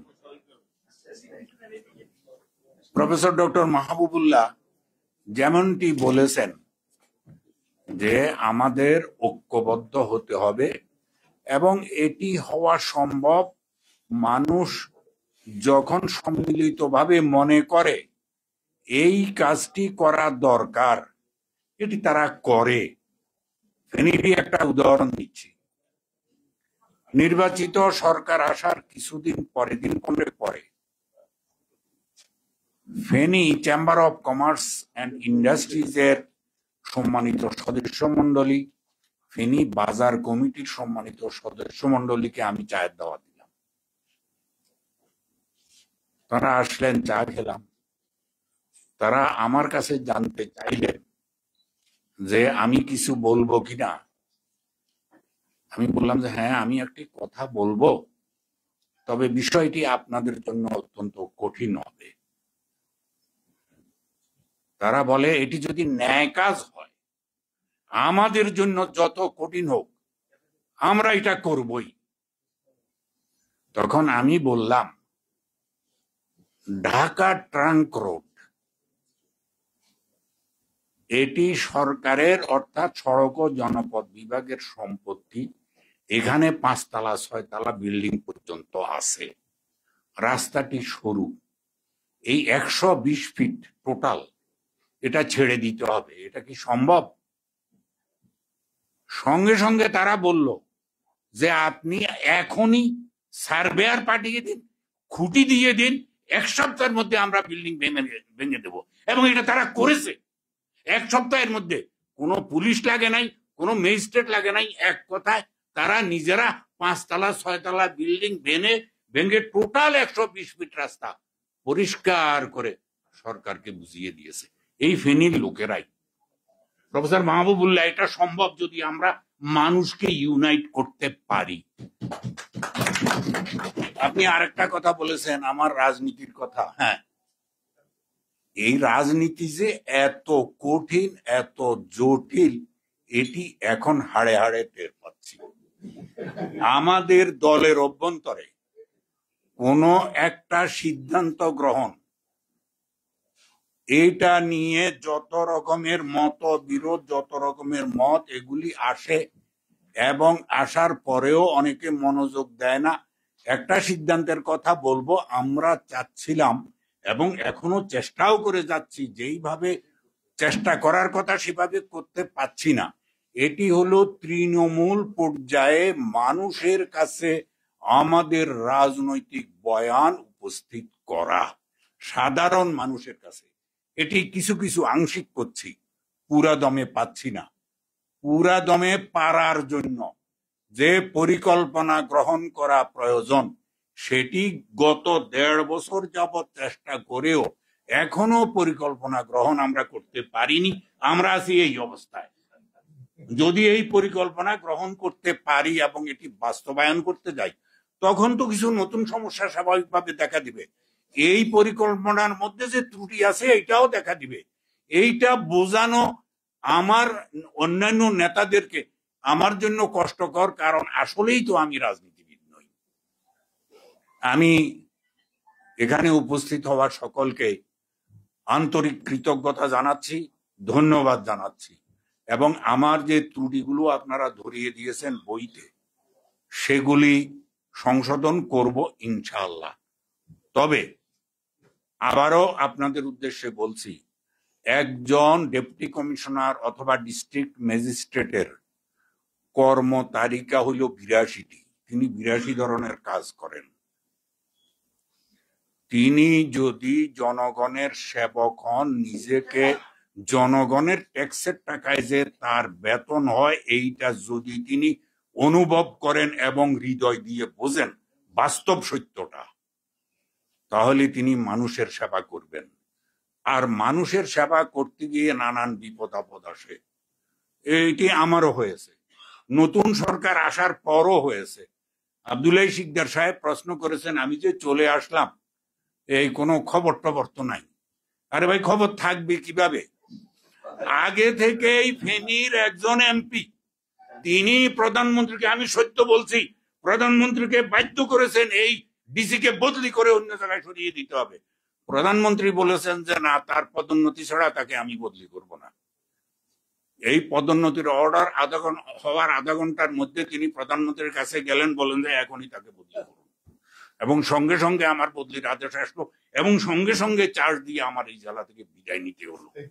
তাইলে আমি কি অবস্থায় ছিলাম এবার বুঝে দেখেন। এমন হইল রাজনৈতিক নেতারা এবং আমলারা তো কোনো কথাই নাই।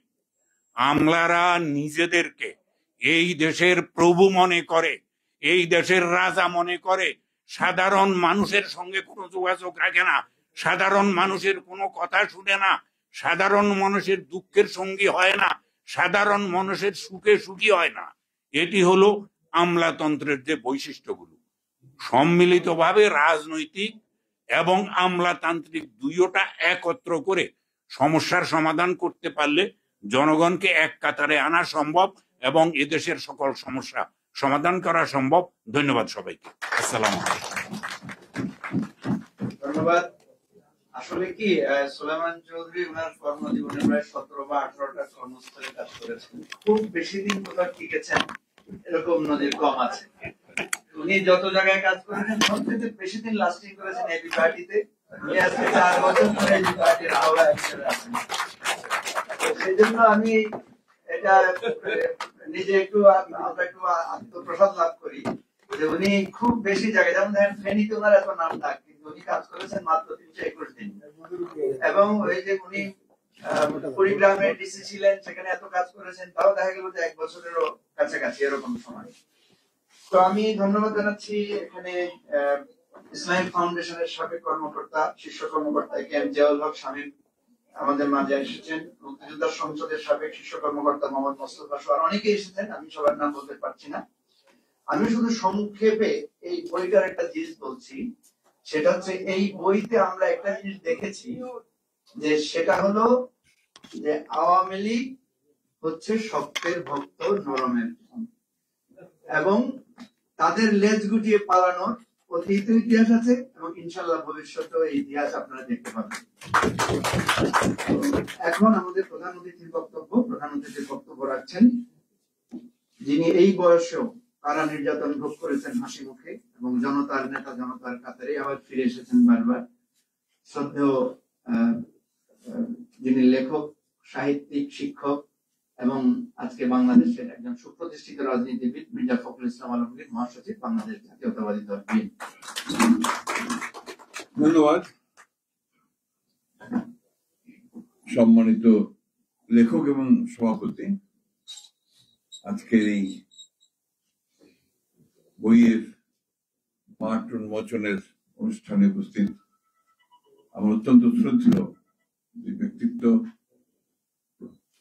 ডক্টর দিলারা চৌধুরী, যিনি আমার সরাসরি শিক্ষক ছিলেন না, কিন্তু আমি যতদূর জানি যে তিনি একজন অত্যন্ত উঁচু দরের শুধু শিক্ষকই ছিলেন না, তিনি একজন গবেষক এবং একজন উচ্চমানের রাষ্ট্রবিজ্ঞানী।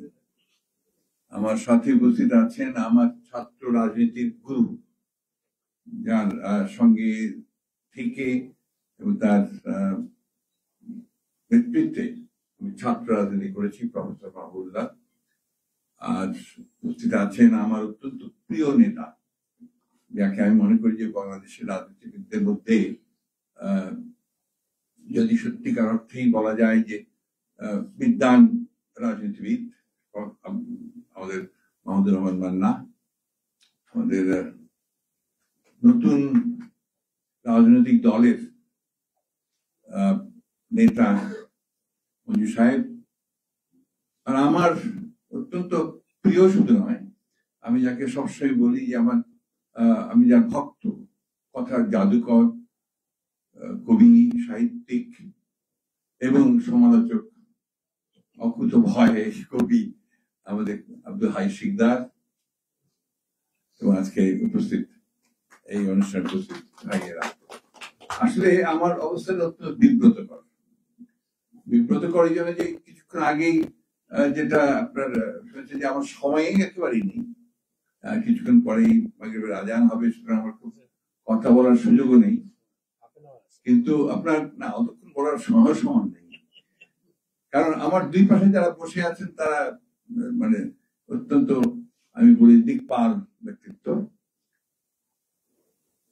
সুলাইমান চৌধুরী সাহেব বইটি নিঃসন্দেহে একটা সময়ের, বিশেষ সময়ের, এবং তার ব্যক্তিগত যে সাহস, তার যে আপনার বর্ণনা তিনি বইটার মধ্যে দিয়েছেন, এটা নিঃসন্দেহে আমাদেরকে অত্যন্ত অনুপ্রাণিত করবে ভবিষ্যতের জন্য, বিশেষ করে যদি সত্যিকার অর্থে কোনো সৎ দায়িত্বশীল আমরা থাকেন তার জন্য বিশেষ করে।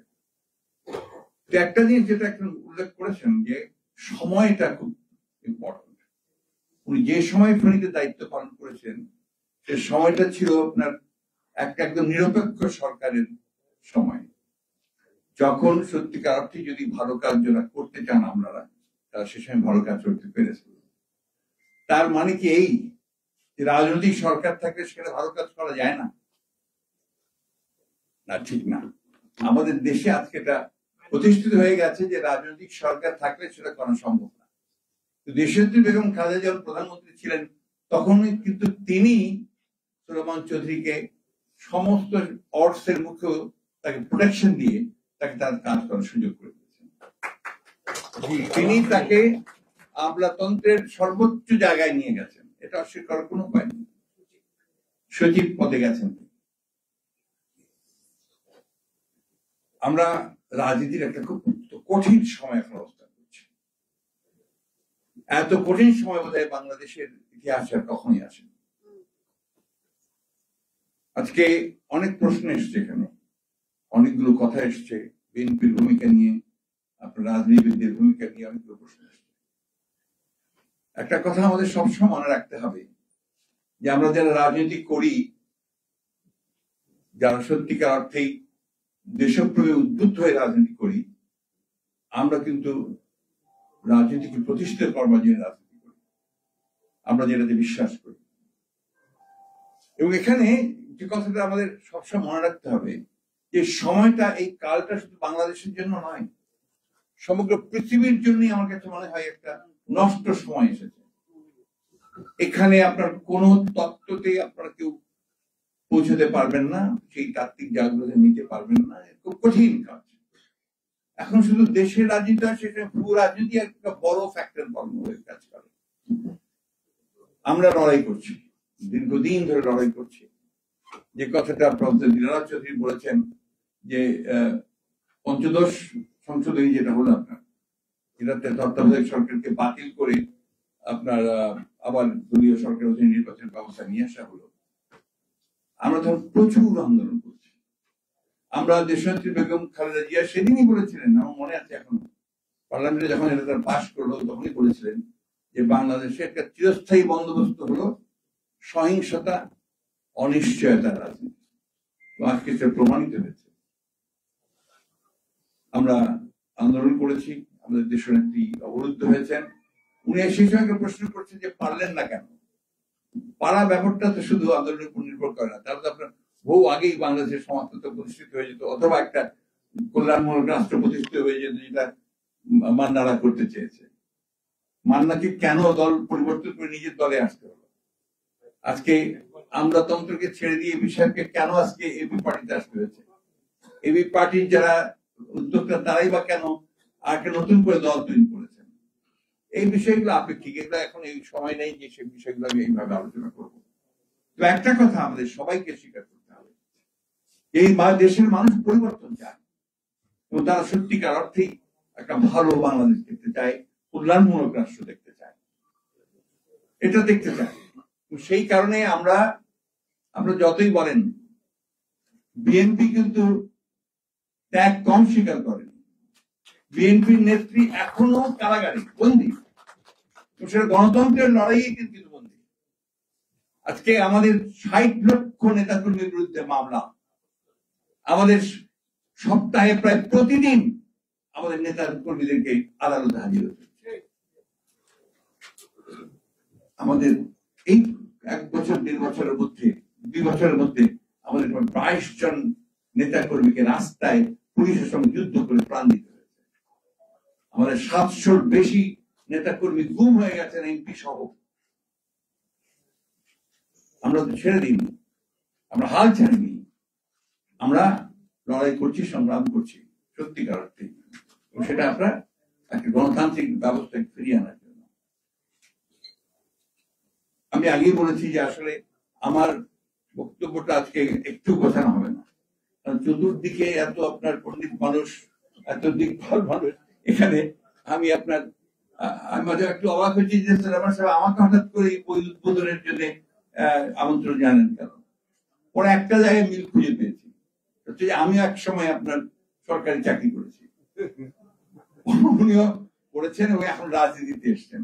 আমি অনেকদিন আগে এসছি, উনি এখন এসছেন। এতে একটা কথা আছে আপনার যে success has many fathers, failure has none. এটাকে অতিক্রম করতে হবে।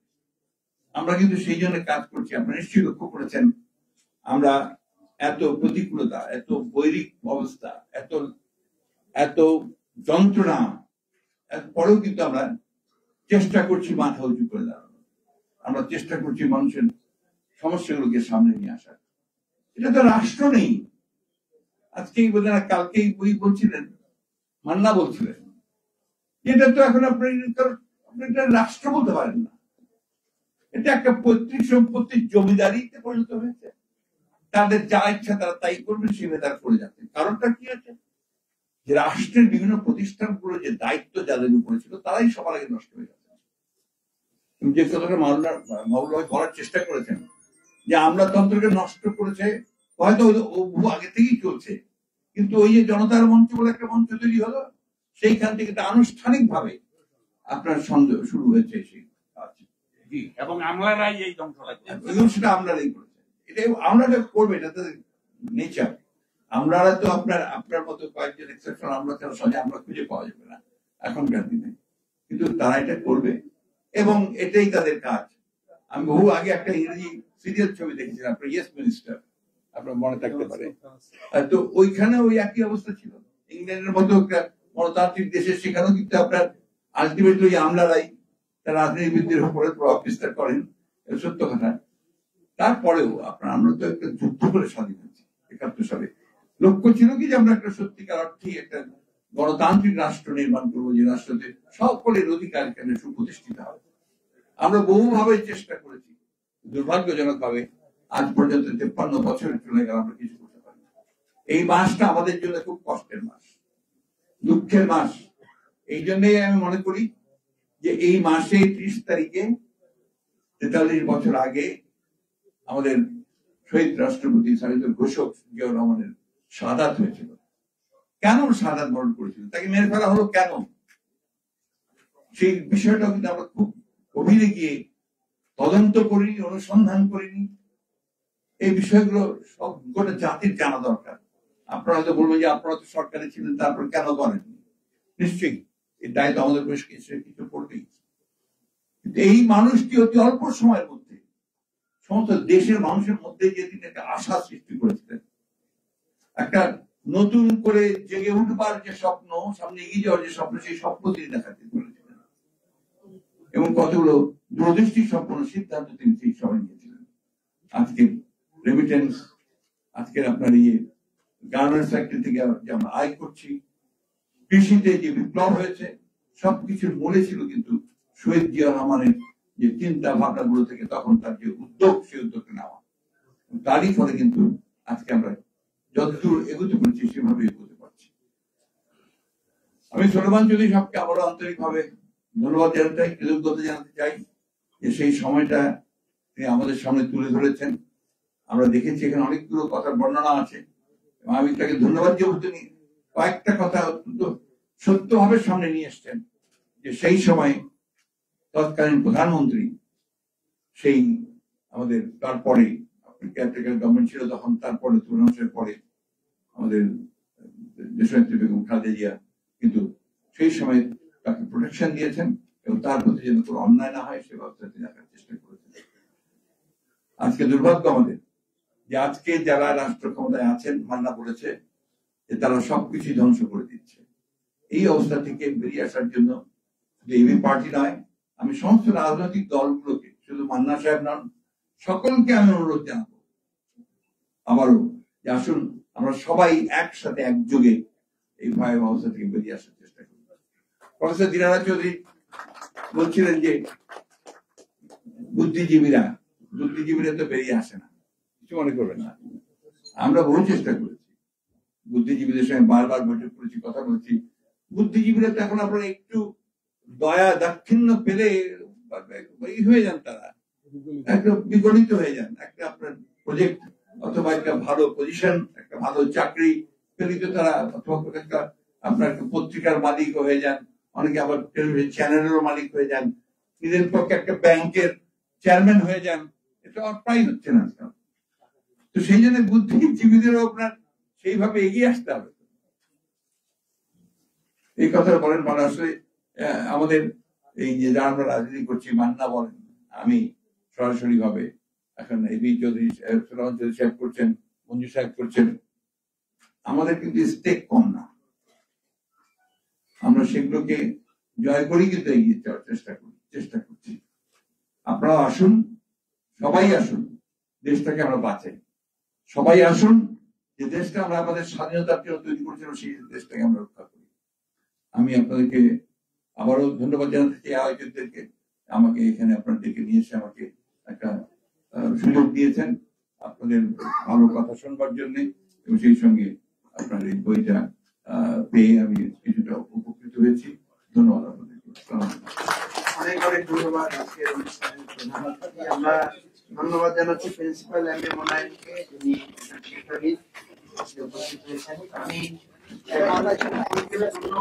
ধন্যবাদ জ্ঞাপন করে আজকের অনুষ্ঠান সমাপ্তি ঘোষণা করার জন্য আয়োজক কমিটির পক্ষ থেকে প্রফেসর ডক্টর আব্দুল ওয়াহাব মিনারকে অনুরোধ করবো একটু ধন্যবাদ দিয়ে